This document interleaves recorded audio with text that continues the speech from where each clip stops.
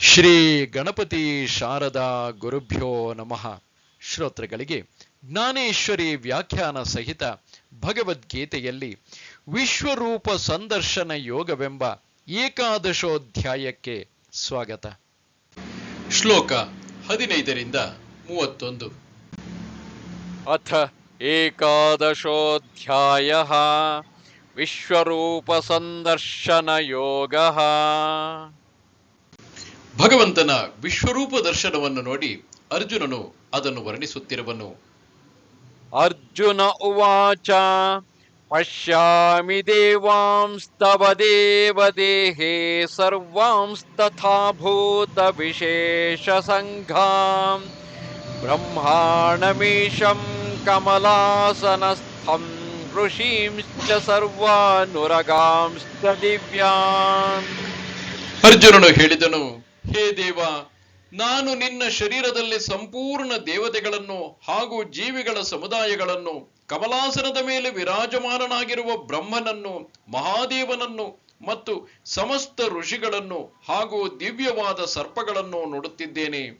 ಅರ್ಜುನನು ಹೇಳಿದನು, ಓ ಸ್ವಾಮಿಯೇ, ನಿನಗೆ ಜಯ ಜಯಕಾರವಿರಲಿ. ಸಾಮಾನ್ಯನಾದ ನನ್ನಂತಹ ಜೀವಿಯೂ ಕೂಡ ವಿಶ್ವರೂಪವನ್ನು ನೋಡುವಂತೆ ನನ್ನ ಮೇಲೆ ದೊಡ್ಡ ಕೃಪೆ ಮಾಡಿರುವಿ. ಭಗವಂತನೇ, ಸರ್ವ ಸೃಷ್ಟಿಗೆ ನಿನ್ನದೇ ಆಶ್ರಯವಾಗಿದೆ ಎಂದು ನಾನು ಇಂದು ನನ್ನ ಕಣ್ಣಿಂದ ನೋಡುವಂತೆ ನೀನು ಬಹಳ ಒಳ್ಳೆಯದನ್ನೇ ಮಾಡಿದೆ. ಅದರಿಂದ ನನಗೆ ಸ್ವಾಭಾವಿಕವಾಗಿ ಬಹಳ ಆನಂದವಾಯಿತು. ದೇವ, ಪರ್ವತದ ಮಡಿಲಲ್ಲಿ ಎಲ್ಲೆಲ್ಲಿಯೂ ಪಶುಗಳ ಹಿಂಡುಗಳೇ ಇರುವಂತೆ ನಿನ್ನ ಶರೀರದಲ್ಲಿ ನೂರಾರು ಇಂದ್ರ ಚಂದ್ರರ ಲೋಕಗಳು ನನ್ನ ಕಣ್ಣಿಗೆ ಕಂಡವು. ಆಕಾಶದಲ್ಲಿ ಗ್ರಹರ ಸಮುದಾಯಗಳು ಕಾಣುತ್ತಿರುವಂತೆ ಅಥವಾ ವಿಶಾಲವಾದ ವೃಕ್ಷದಲ್ಲಿ ಪಕ್ಷಿಗಳ ಗೂಡುಗಳು ಕಂಡುಬರುವಂತೆಯೇ ಶ್ರೀಹರಿಯೇ, ನಿನ್ನ ವಿಶ್ವರೂಪದ ಶರೀರದಲ್ಲಿ ದೇವತಾಗಣಗಳೊಂದಿಗೆ ಸ್ವರ್ಗಗಳು ಕಂಡುಬರುತ್ತವೆ. ಓ ಪ್ರಭುವೇ, ಈ ನಿನ್ನ ಶರೀರದಲ್ಲಿ ಮಹಾಭೂತಗಳ ಅನೇಕ ಪಂಚಕಗಳು ಮತ್ತು ಭೂತಗಳಿಂದ ಉತ್ಪನ್ನರಾದ ಬೇರೆ ಬೇರೆ ಪ್ರಾಣಿಗಳ ಸಮುದಾಯಗಳನ್ನು ನೋಡುತ್ತಿದ್ದೇನೆ. ಹಾಗೆಯೇ ನಿನ್ನ ಈ ಶರೀರದಲ್ಲಿ ಸತ್ಯಲೋಕವೂಗಿದೆ ಮತ್ತು ಅಲ್ಲಿ ಬ್ರಹ್ಮದೇವರು ಇವರೇ ಅಲ್ಲವೇ? ಮತ್ತೊಂದು ಕಡೆಗೆ ನೋಡಿದರೆ ಕೈಲಾಸವು ಕಾಣುತ್ತಿದೆ. ಪಾರ್ವತೀ ಸಹಿತ ಶ್ರೀ ಶಂಕರನು ನಿಮ್ಮ ಶರೀರದ ಒಂದು ಭಾಗದಲ್ಲಿ ಕಂಡುಬರುವನು. ಓ ಹೃಷಿಕೇಶನೇ, ನಿನ್ನನ್ನು ಕೂಡ ನಿನ್ನ ಈ ಶರೀರದಲ್ಲಿ ನೋಡುತ್ತಿದ್ದೇನೆ. ಕಶ್ಯಪಾದಿ ಋಷಿಗಳ ಸಮಸ್ತ ಕುಲಗಳು ಮತ್ತು ಸ್ವರ್ಗ ಸಹಿತ ಪಾತಾಳವು ನಿನ್ನ ವಿಶ್ವರೂಪದಲ್ಲಿ ಕಾಣುತ್ತಿದೆ. 3 ಲೋಕಗಳ ಒಡೆಯನೆ, ಒಟ್ಟಿನಲ್ಲಿ ನಿನ್ನ ಈ ಒಂದೊಂದು ಅವಯವ ರೂಪವಾದ ಗೋಡೆಯ ಮೇಲೆ 14 ಲೋಕಗಳೇ ಚಿತ್ರಿತವಾಗಿವೆಯೋ ಎಂಬಂತಿದೆ. ಆ ಭುವನದೊಳಗಿನ ಜನರೆಲ್ಲರೂ ಅನೇಕ ಪ್ರಕಾರದ ಚಿತ್ರ ರಚನೆಯಾಗಿದೆ. ಇಂತಹ ನಿನ್ನ ಅಲೌಕಿಕವಾದ ಹಿರಿತನವು ಕಣ್ಣಿಗೆ ಕಾಣುತ್ತಿದೆ.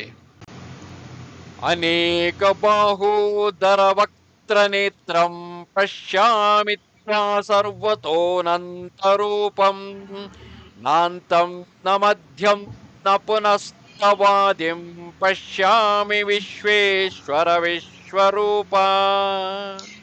ಹೇ ಸಂಪೂರ್ಣ ವಿಶ್ವದ ಒಡೆಯನೇ, ನಿನ್ನನ್ನು ಅನೇಕ ಭುಜಗಳು, ಉದರಗಳು, ಮುಖಗಳು ಮತ್ತು ನೇತ್ರಗಳುಳ್ಳವನಾಗಿಯೂ ಮತ್ತು ಎಲ್ಲ ಕಡೆಗಳಿಂದ ಅನಂತ ರೂಪವುಳ್ಳವನಾಗಿಯೂ ನೋಡುತ್ತೇನೆ. ಹೇ ವಿಶ್ವರೂಪಿಯೇ, ನಿನ್ನ ಅಂತ್ಯವನ್ನಾಗಲಿ ಮಧ್ಯವನ್ನಾಗಲಿ ಮತ್ತು ಆದಿಯನ್ನಾಗಲಿ ನೋಡಲಾಗುವುದಿಲ್ಲ. ನೀನು ದಯಪಾಲಿಸಿದ ದಿವ್ಯ ಚಕ್ಷುಗಳ ಬಲದಿಂದ 4 ಕಡೆ ನೋಡತೊಡಗಿದರೆ ನಿನ್ನ ಬಾಹುಗಳಲ್ಲಿ ಆಕಾಶವೇ ಮೊಳಕೆಯೊಡೆದಿದೆಯೋ ಎಂದು ಭಾಸವಾಗುತ್ತದೆ. ಹಾಗೆಯೇ ದೇವ, ನಿನ್ನ ಕೈಗಳಿಂದ ಒಂದೇ ಹೊತ್ತಿಗೆ ಎಲ್ಲಾ ವ್ಯಾಪಾರಗಳು ನಡೆಯುತ್ತಿರುವಂತೆ ದೃಷ್ಟಿಗೆ ಗೋಚರಿಸುತ್ತದೆ. ಚಿದಾಕಾಶದಲ್ಲಿ ಅವ್ಯಕ್ತ ಬ್ರಹ್ಮನ ಆಶ್ರಯದಲ್ಲಿ ಜಗತ್ತಿನ ಭಂಡಾರಗಳೇ ಉತ್ಪನ್ನವಾಗುವಂತೆ ನಿನ್ನ ಶರೀರದಲ್ಲಿ ಅಪಾರ ಉದರಗಳು ಕಂಡುಬರುತ್ತಿವೆ.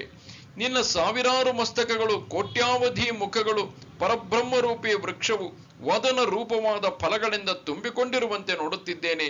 ಹಾಗೆಯೇ ನಿನ್ನ ವಿಶ್ವಮೂರ್ತಿಯಲ್ಲಿ ಎಲ್ಲೆಲ್ಲಿಯೂ ಮುಖಗಳೇ ಕಂಡುಬಂದು ಕಣ್ಣುಗಳ ಅನೇಕ ಸಾಲುಗಳೇ ಕಾಣುತ್ತಿವೆ. ಇಷ್ಟೇ ಅಲ್ಲ, ಸ್ವರ್ಗ, ಪಾತಾಳ, ಭೂಮಿ, ದಿಶೆಗಳು, ಆಕಾಶ, ಹೀಗೆ ಇವೆಲ್ಲ ಭೇದಗಳು ಅಳಿದು ಸರ್ವ ವಿಶ್ವವು ಮೂರ್ತಿಮಯವಾಗಿ ಕಂಡುಬರುತ್ತಿದೆ. ನೀನಲ್ಲದ ಪರಮಾಣುವಿನಷ್ಟು ಸ್ಥಳವನ್ನು ಕೌತುಕದಿಂದ ಹುಡುಕಿದರೂ ಸಿಗುವುದಿಲ್ಲ. ಈ ಪ್ರಕಾರವಾಗಿ ನೀನೇ ಸರ್ವವ್ಯಾಪಕನಾಗಿರುವೆ. ನಾನಾ ರೀತಿಯ ಅಪರಿಮಿತ ಮಹಾಭೂತಗಳಿಂದ ಇದೆಲ್ಲವೂ ವ್ಯಾಪಿಸಿತ್ತು. ಆ ಎಲ್ಲ ವಿಸ್ತಾರವನ್ನು ಅನಂತನೇ ನೀನೇ ವ್ಯಾಪಿಸಿದಂತೆ ಕಾಣುತ್ತಿದೆ. ಇಂತಹವನಾದ ನೀನು ಎಲ್ಲಿಂದ ಬಂದಿರುವಿ? ಇಲ್ಲಿ ಕುಳಿತಿರುವೆಯೋ ನಿಂತಿರುವೆಯೋ, ಯಾವ ತಾಯಿಯ ಉದರದಲ್ಲಿದ್ದೆ, ನಿನ್ನ ಆಕೃತಿಯು ಎಷ್ಟು ದೊಡ್ಡದಾಗಿದೆ, ನಾನು ನೋಡುತ್ತಿರುವ ನಿನ್ನ ರೂಪ ಮತ್ತು ವಯಸ್ಸು ಎಂತಹುದು, ನಿನ್ನ ಆಚೆಗೆ ಏನಿದೆ, ನಿನ್ನ ಅಧಿಷ್ಠಾನ ಯಾವುದು ಎಂದು ನಾನು ನೋಡತೊಡಗಿದರೆ ನಿನ್ನ ಅಧಿಷ್ಠಾನವು ನೀನೇ ಆಗಿರುವೆ. ನೀನು ಯಾರಿಂದಲೂ ಉತ್ಪನ್ನವಾಗಿಲ್ಲ, ಜನ್ಮರಹಿತನೂ ಮತ್ತು ಸ್ವಯಮೇವನಾಗಿರುವೆ. ವೈಕುಂಠನೇ, ನೀನು ನಿಂತಿಲ್ಲ, ಕುಳಿತಿಲ್ಲ, ಬಾಗಿಕೊಂಡಿಲ್ಲ, ಕುಳ್ಳನಾಗಿಯೂ ಇಲ್ಲ, ನಿನ್ನ ಮೇಲೆ ಕೆಳಗೆ ನೀನೇ ಇರುವೆ. ದೇವ, ನಿನ್ನ ರೂಪವು ನಿನ್ನಂತೆಯೇ ಇರುವುದು, ನಿನ್ನ ವಯಸ್ಸು ನಿನ್ನಷ್ಟೇ ಇರುವುದು. ದೇವಾಧಿದೇವನೇ, ನಿನ್ನ ಬೆನ್ನು ಹೊಟ್ಟೆ ನಿನ್ನಂತೆಯೇ ಇದೆ, ನಿನ್ನಂತೆಯೇ ನೀನೇ ಆಗಿರುವೆ. ಹೆಚ್ಚೇನು ಹೇಳಲಿ ಅನಂತನೇ, ನಾನು ನೋಡಿದುದೆಲ್ಲವೂ ನಿನ್ನಂತೆಯೇ ನೀನೇ ಆಗಿರುವೆ ಎಂದು ನನ್ನ ದೃಷ್ಟಿಗೆ ಗೋಚರಿಸಿತು. ಆದರೆ ನಿನ್ನ ವಿಶ್ವರೂಪದಲ್ಲಿ ಆದಿ ಮಧ್ಯ ಅಂತ್ಯ ಎಂಬುದು ಇಲ್ಲದಿರುವುದೊಂದು ಕೊರತೆ ಇದೆ. ಉಳಿದುದನ್ನು ನಾನು ಶೋಧಿಸಿ ನೋಡಿದೆ, ಆದರೆ ನನಗೆ ಸುಳಿವೇ ಸಿಗಲಿಲ್ಲ. ಆದ್ದರಿಂದ ಆದಿ ಮಧ್ಯ ಅಂತ್ಯ ಇವು ಮೂರು ನಿನ್ನ ರೂಪಕ್ಕೆ ಇಲ್ಲ, ಇದರಲ್ಲಿ ಸಂಶಯವೇ ಇಲ್ಲ. ಓ ಆದಿ ಮಧ್ಯಾಂತರಹಿತನೇ, ಓ ಅಪರಿಮಿತನೇ, ಜಗದೀಶ್ವರನೇ, ನಿಜವಾಗಿಯೂ ನಾನು ಈ ಪ್ರಕಾರವಾಗಿ ನಿನ್ನ ವಿಶ್ವರೂಪವನ್ನು ನೋಡಿದೆ. ನಿನ್ನ ವಿಶ್ವರೂಪದಲ್ಲಿ ಅನೇಕ ಬೇರೆ ಬೇರೆ ಮೂರ್ತಿಗಳು ಮೂಡಿವೆ. ಅದರಿಂದ ನಿನ್ನ ಮೈಮೇಲೆ ನಾನಾ ಬಣ್ಣಗಳ ಉಡುಗೆಯನ್ನು ಧರಿಸಿದಂತೆ ನೀನು ಕಾಣುತ್ತಿರುವೆ. ನಿನ್ನ ವಿಶ್ವರೂಪಿ ಪರ್ವತದಲ್ಲಿರುವ ಬೇರೆ ಬೇರೆ ಮೂರ್ತಿಗಳು ಗಿಡ ಬಳ್ಳಿಗಳಂತೆ ಶೋಭಿಸುತ್ತಿದ್ದು, ಆ ಮೂರ್ತಿಗಳ ಅಲಂಕಾರಗಳು ಫಲಪುಷ್ಪಗಳಂತಿಗಿವೆ. ದೇವ, ನೀನು ಮಹಾಸಮುದ್ರನಾಗಿದ್ದು ಈ ಮೂರ್ತಿಗಳ ಅಲೆಗಳಿಂದ ಉಕ್ಕೇರುತ್ತಿವೆ. ಅಥವಾ ನೀನೊಂದು ಉತ್ತಮ ವೃಕ್ಷವಾಗಿದ್ದು ಮೂರ್ತಿ ರೂಪ ಫಲಗಳಿಂದ ತುಂಬಿರುವಂತೆ ಕಾಣುವೆ. ಪೃಥ್ವಿಯು ಭೂತಗಳಿಂದ ತುಂಬಿರುವಂತೆ ಅಥವಾ ಆಕಾಶವು ನಕ್ಷತ್ರಗಳಿಂದ ವ್ಯಾಪಿಸಲ್ಪಟ್ಟಿರುವಂತೆ ನಿನ್ನ ವಿಶ್ವರೂಪವು ಈ ಮೂರ್ತಿಗಳಿಂದ ತುಂಬಿರುವಂತೆ ಕಾಣುತ್ತಿದೆ. ಆ ಒಂದೊಂದು ಮೂರ್ತಿಗಳ ಅಂಗದ ಮೇಲೆ 3 ಲೋಕಗಳು ಉತ್ಪನ್ನವಾಗಿ ಲಯ ಹೊಂದುವವು. ಇಂತಹ ಮೂರ್ತಿಗಳು ನಿನ್ನ ಶರೀರದ ಒಂದು ರೋಮದಲ್ಲಿ ಅಡಗಿವೆ. ಹೀಗೆ ಈ ಜಗತ್ತಿನ ವಿಸ್ತಾರ ಮಾಡುವ ನೀನು ಯಾರು ಮತ್ತು ಯಾರವನು ಎಂದು ನಾನು ನೋಡ ಹೋದರೆ ನನ್ನ ಸಾರಥಿಯಾದ ನೀನೇ ಆಗಿರುವೆ. ಓ ಮುಕುಂದನೇ, ಆದರೆ ನೀನು ಸದಾಕಾಲ ಹೀಗೆ ಸರ್ವವ್ಯಾಪಕನಾಗಿದ್ದರೂ ಭಕ್ತರ ಮೇಲೆ ಅನುಗ್ರಹವನ್ನು ತೋರಲು ಸುಗವೇ ಸಗುಣ ರೂಪವನ್ನು ಧರಿಸುತ್ತೀಯೇ ಎಂದು ನನಗನಿಸುತ್ತದೆ. ನಿನ್ನ ಆ ಚತುರ್ಭುಜ ಸುಂದರವಾದ ಮೂರ್ತಿಯನ್ನು ನೋಡಿದಾಗ ಕಣ್ಣುಗಳು ತೃಪ್ತವಾಗುವವು. ಅದನ್ನು ಆಲಂಗಿಸಲು ಹೋದರೆ 2 ಕೈಯೊಳಗೆ ನಿಲುಕುವುದು. ಓ ವಿಶ್ವರೂಪವನ್ನು ಧರಿಸುವ ದೇವನೇ, ಇಂತಹ ಮುದ್ದಾದ ರೂಪವನ್ನು ನೀನು ಭಕ್ತರ ಮೇಲೆ ಕೃಪೆದೋರಲು ಧರಿಸುವಿ. ಆದರೆ ನಮ್ಮ ದೂಷಿತ ದೃಷ್ಟಿಯಿಂದ ಆ ನಿನ್ನ ರೂಪವನ್ನು ಸಾಮಾನ್ಯ ಮನುಷ್ಯನಂತೆ ನಾವು ತಿಳಿಯಲಾರೆವು. ನೀನು ಸಹಜವಾಗಿ ದಿವ್ಯ ಚಕ್ಷುವನ್ನು ಕೊಟ್ಟಿದ್ದರಿಂದ ನನ್ನ ದೃಷ್ಟಿಯ ದೋಷವು ಇಲ್ಲವಾಗಿ ನಿನ್ನ ಯಥಾರ್ಥ ಮಹಿಮೆಯು ದೃಷ್ಟಿಗೆ ಗೋಚರಿಸಿತು. ಆದರೆ ರಥದ ನೊಗದಲ್ಲಿ ಕುಳಿತಿರುವ ನೀನೇ ಇಂತಹ ವಿಶ್ವರೂಪವನ್ನು ಧರಿಸಿರುವೆ ಎಂಬುದನ್ನು ನಾನು ನಿಶ್ಚಿತವಾಗಿ ಗುರುತಿಸಿದೆ. ಕಿರೀಟಿನಂ ಗದಿನಂ ಚಕ್ರಿಣಂಚ ತೇಜೋರಾಶಿಂ ಸರ್ವತೋ ದೀಪ್ತಿಮಂತಂ ಪಶ್ಯಾಮಿ ತ್ವಾಂ ದುರ್ನಿರೀಕ್ಷ್ಯಂ ಸಮಂತಾತ್ ದೀಪ್ತಾನಲಾರ್ಕದ್ಯುತಿಮಪ್ರಮೇಯಂ. ಮುಕುಟದಿಂದ ಅಲಂಕೃತನಾಗಿ ಗದಾಧಾರಿಯಾಗಿ ಮತ್ತು ಚಕ್ರಪಾಣಿಯಾಗಿ ಹಾಗೆಯೇ ಎಲ್ಲ ಕಡೆಗಳಿಂದ ಪ್ರಕಾಶಮಾನವಾದ ತೇಜಃಪುಂಜದಂತೆಯೂ ಪ್ರಜ್ವಲಿತ ಅಗ್ನಿ ಮತ್ತು ಸೂರ್ಯ ಸದೃಶ ಜ್ಯೋತಿರ್ಯುಕ್ತನು ಕಷ್ಟದಿಂದ ನೋಡಲು ಯೋಗ್ಯನಾದ ಮತ್ತು ಎಲ್ಲ ಕಡೆಗಳಿಂದ ಅಪ್ರಮೇಯ ಸ್ವರೂಪಿಯಾದ ನಿನ್ನನ್ನು ನಾನು ನೋಡುತ್ತಿದ್ದೇನೆ. ಶ್ರೀಹರಿಯೇ, ನೀನು ತಲೆಯಲ್ಲಿ ಧರಿಸಿದ ಕಿರೀಟವೂ ಇದೆಯಲ್ಲವೇ? ಆದರೆ ಈಗಿನ ಅದರ ತೇಜಸ್ಸು ಆಕಾರ ವಿಶೇಷವಾಗಿದೆ. ಇದೊಂದು ದೊಡ್ಡ ಆಶ್ಚರ್ಯವೇ ಸರಿ. ಮೇಲಿನ ಕೈಯಲ್ಲಿ ತಿರುಗುತ್ತಿರುವ ಸುದರ್ಶನ ಚಕ್ರವು ಇದೇ ತಾನೇ? ಏಕೆಂದರೆ ಹೇ ವಿಶ್ವಮೂರ್ತೆ, ಅದನ್ನು ನೀವು ಸಾವರಿಸಿ ಕೈಯಲ್ಲಿ ಹಿಡಿದಿರುವ ಚಿಹ್ನವು ಸ್ಥಿರವಾಗಿದೆ. ಇನ್ನೊಂದು ಕೈಯಲ್ಲಿರುವ ಗದೆ ಇದೇ ತಾನೇ? ಹೇ ಗೋವಿಂದನೇ, ಕೆಳಗಿನ 2 ಕೈಗಳು ಕುದುರೆಗಳ ವಾಘೆಯನ್ನು ಹಿಡಿಯಲು ಸಿದ್ಧವಾಗಿ ನಿಶಸ್ತ್ರವಾಗಿವೆಯಲ್ಲ. ಹೇ ವಿಶ್ವೇಶ, ವಿಶ್ವರೂಪವನ್ನು ನೋಡುವ ನನ್ನ ಇಚ್ಛೆಯನ್ನು ಪೂರ್ಣಗೊಳಿಸಲು ನೀನು ಒಮ್ಮೆಲೆ ಈ ವಿಶ್ವರೂಪವನ್ನು ಧರಿಸಿರುವೆ ಎಂದು ನಾನು ತಿಳಿಯುತ್ತೇನೆ. ಆದರೆ ದೇವ, ನಿನ್ನ ವಿಶ್ವರೂಪಕ್ಕೆ ಆಶ್ಚರ್ಯ ಕೃತಜ್ಞತೆ ಅರ್ಪಿಸಲೂ ಕೂಡ ನನ್ನಲ್ಲಿ ಯೋಗ್ಯತೆ ಇಲ್ಲ. ಈ ಆಶ್ಚರ್ಯದಿಂದ ನನ್ನ ಮನಸ್ಸು ಚಕಿತಗೊಂಡಿದೆ. ಇದರಲ್ಲಿ ಅಚ್ಚರಿ ಏನಿದೆ? ಈ ನಿನ್ನ ವಿಶ್ವರೂಪವು ಇಲ್ಲೇ ಇದೆಯೋ ಇಲ್ಲವೋ ಎಂದು ವಿಚಾರ ಮಾಡಲು ಅವಕಾಶವಿಲ್ಲ. ಈ ತೇಜದ ಚಮತ್ಕಾರವೆಂದರೆ ಅದು ಎಲ್ಲೆಡೆಗಳಲ್ಲಿ ತುಂಬಿಕೊಂಡಂತೆ ಕಾಣುತ್ತಿದೆ. ಈ ರೂಪದ ಮುಂದೆ ಅಗ್ನಿಯ ದೃಷ್ಟಿಯು ಸುಟ್ಟು ಕರಕಲಾಗುವುದು, ಸೂರ್ಯನು ಮಿಣುಕು ಹುಳದಂತೆ ಕಾಣುವನು. ಹೀಗೆ ಇದಕ್ಕೆ ಅಲೌಕಿಕವಾದ ತೀವ್ರತೆ ಇದೆ.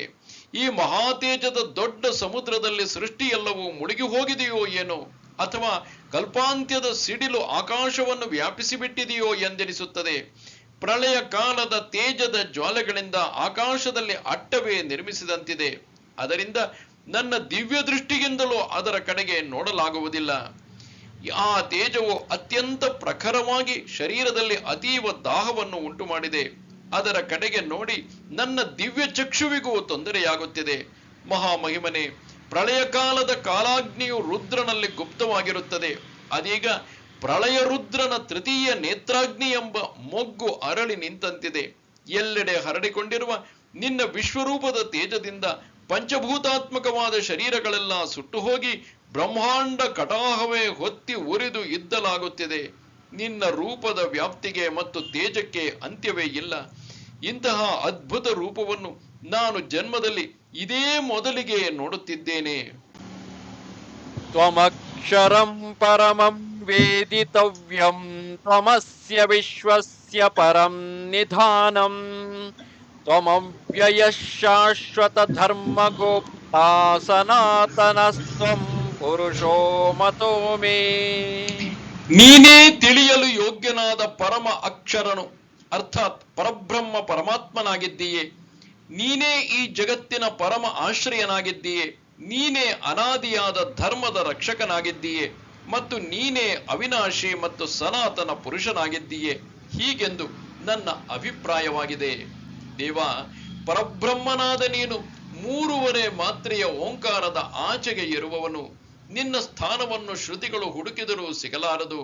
ನೀನು ಸಮಸ್ತ ಆಕಾರಗಳಿಗೆ ಆಯತನವಾಗಿರುವೆ, ಅಂದರೆ ಆಧಾರನಾಗಿರುವೆ ಮತ್ತು ವಿಶ್ವವೆಲ್ಲವನ್ನು ಇಡುವ ಸ್ಥಾನವಾಗಿದ್ದು ಅವ್ಯಯನು, ಗಹನವನು, ಅವಿನಾಶಿಯೂ ಆಗಿರುವೆ. ನೀನು ಧರ್ಮದ ಜೀವನನು, ಅನಾದಿ ಸಿದ್ಧನು, ನಿತ್ಯ ನೂತನನು ಆಗಿದ್ದು 36 ತತ್ವಗಳ ಆಚೆಗಿರುವ 37ನೆಯ ಪುರುಷ ವಿಶೇಷನಾಗಿರುವೆ. ಅನಾದಿ ಮಧ್ಯಾಂತಮನಂತ ವೀರ್ಯಂ ಅನಂತ ಬಾಹುಂ ಶಶಿ ಸೂರ್ಯ ನೇತ್ರಂ ಪಶ್ಯಾಮಿತ್ಯಾಂ ದೀಪ್ತಹುತಾಶ ವಕ್ತ್ರಂ ಸ್ವತೇಜಸಾ ವಿಶ್ವಮಿದಂ ತಪಂತಂ. ನಿನ್ನನ್ನು ಆದಿ, ಅಂತ್ಯ ಮತ್ತು ಮಧ್ಯದಿಂದ ರಹಿತನಾಗಿ, ಅನಂತ ಸಾಮರ್ಥ್ಯದಿಂದ ಕೂಡಿದವನಾಗಿ, ಅನಂತ ಬಾಹುಗಳನ್ನು ಹೊಂದಿದವನಾಗಿ, ಚಂದ್ರ ಸೂರ್ಯ ರೂಪವಾದ ನೇತ್ರಗಳುಳ್ಳವನಾಗಿ, ಪ್ರಜ್ವಲಿತ ಅಗ್ನಿರೂಪಿ ಮುಖವುಳ್ಳವನಾಗಿ ಮತ್ತು ನಿನ್ನ ತೇಜಸ್ಸಿನಿಂದ ಈ ಜಗತ್ತನ್ನು ಬೆಳಗುವವನಾಗಿ ನಾನು ನೋಡುತ್ತೇನೆ. ಅಂದರೆ ನೀನು ಆದಿ ಮಧ್ಯಾಂತರಹಿತನು, ಸ್ವಸಾಮರ್ಥ್ಯದಿಂದ ಅನಂತನೂ ಆಗಿರುವೆ ಮತ್ತು ಅಸಂಖ್ಯ ಕರ ಚರಣಗಳುಳ್ಳ ಅಪರಿಮಿತನಾಗಿರುವೆ. ಸೂರ್ಯ ಚಂದ್ರರೇ ನಿನ್ನ ಕಣ್ಣುಗಳಾಗಿದ್ದು ಅವು ಶಾಂತಿ ಮತ್ತು ಕೋಪಗಳ ಲೀಲೆಯನ್ನು ತೋರಿಸುವವು. ನೀನು ತಮೋರೂಪಿ ಕಣ್ಣಿಂದ ಒಬ್ಬನನ್ನು ಶಿಕ್ಷಿಸಿದರೆ ಕೃಪಾರೂಪಿ ಕಣ್ಣಿನಿಂದ ಮತ್ತೊಬ್ಬನನ್ನು ರಕ್ಷಿಸುವೆ. ನಿಜವಾಗಿಯೂ ಹೀಗೆ ಅನೇಕ ವಿಧದಿಂದ ನನ್ನ ದೃಷ್ಟಿಗೆ ಕಾಣುತ್ತಿರುವೆ. ಪ್ರಳಯಾಗ್ನಿಯು ಹತ್ತಿಕೊಂಡಾಗ ಎಲ್ಲೆಡೆ ಬೆಳಕು ಹರಡಿಕೊಳ್ಳುವಂತೆ ನಿನ್ನ ಮುಖವು ಪ್ರಖರವಾಗಿ ಕಾಣಿಸುವುದು. ದಾವಾಗ್ನಿಯು ಉರಿಯುತ್ತಿರುವಾಗ ಪರ್ವತದ ಎಲ್ಲ ಪದಾರ್ಥಗಳು ಸುಟ್ಟು ಹೋಗಿ ಜ್ವಾಲೆಗಳು ಏಳುವಂತೆ ನಿನ್ನ ಕೆನ್ನಾಲಿಗೆಯು ದವಡೆಗಳನ್ನು ನೆಕ್ಕುತ್ತಾ ಹಲ್ಲುಗಳಲ್ಲಿ ಹೊರಲಾಡುತ್ತಿದೆ.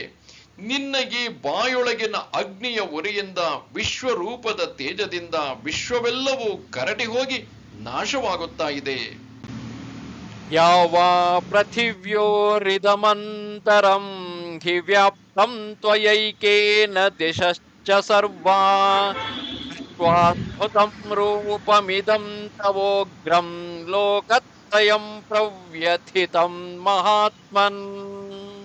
ಹೇ ಮಹಾತ್ಮನೇ, ಈ ಸ್ವರ್ಗ ಮತ್ತು ಪೃಥ್ವಿಯ ನಡುವಿನ ಸಂಪೂರ್ಣ ಆಕಾಶ ಹಾಗೂ ಎಲ್ಲಾ ದಿಕ್ಕುಗಳು ನಿನ್ನೊಬ್ಬನಿಂದಲೇ ಪರಿಪೂರ್ಣವಾಗಿವೆ. ಹಾಗೂ ನಿನ್ನ ಈ ಅಲೌಕಿಕವಾದ ಮತ್ತು ಭಯಂಕರವಾದ ರೂಪವನ್ನು ನೋಡಿ 3 ಲೋಕಗಳು ಅತಿಯಾದ ಭಯದಿಂದ ನಡುಗುತ್ತಿವೆ. ಸ್ವರ್ಗ, ಪಾತಾಳ, ಪೃಥ್ವಿ, ಅಂತರಿಕ್ಷ, ದಶದಿಕ್ಕುಗಳು ಮತ್ತು ಸರ್ವ ದಿಶಾಚಕ್ರಗಳು ಇವೆಲ್ಲವೂ ನಿನ್ನ ಒಂದು ರೂಪದಿಂದ, ಅಂಶದಿಂದ ವ್ಯಾಪಿಸಿಬಿಟ್ಟಿದೆ. ಇಂತಹ ಕೌತುಕವನ್ನು ನಾನು ನೋಡುತ್ತಿದ್ದೇನೆ. ಆದರೆ ಆಕಾಶದೊಂದಿಗೆ ಎಲ್ಲವೂ ನಿನ್ನ ಭಯಾನಕ ರೂಪದಲ್ಲಿ ಮುಳುಗಿದಂತೆ ಅನಿಸುವುದು, ಅಥವಾ ನಿನ್ನ ಅದ್ಭುತ ರೂಪ ರಸದ ಅಲೆಗಳಲ್ಲಿ 14 ಲೋಕಗಳು ಸಿಕ್ಕಿಕೊಂಡಿವೆ.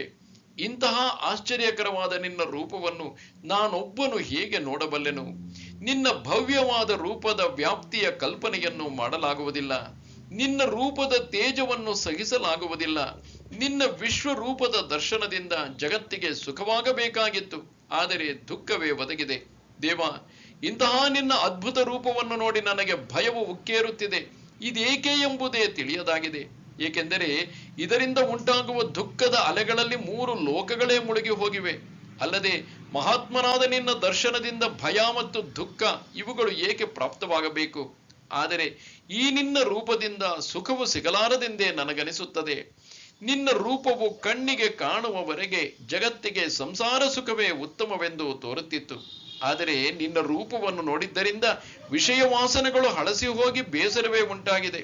ಹಾಗೆಯೇ ನಿನ್ನ ಈ ಭಯಂಕರ ರೂಪವನ್ನು ನೋಡಿ ಒಮ್ಮೆಲೆ ಆಲಿಂಗಿಸಿಕೊಳ್ಳಬಹುದೇ? ಆಲಿಂಗಿಸದಿದ್ದರೆ ಈ ಭಯಂಕರ ವಿಶ್ವರೂಪ ದರ್ಶನದ ದುಃಖದಲ್ಲಿ ಹೇಗಿರಬೇಕು?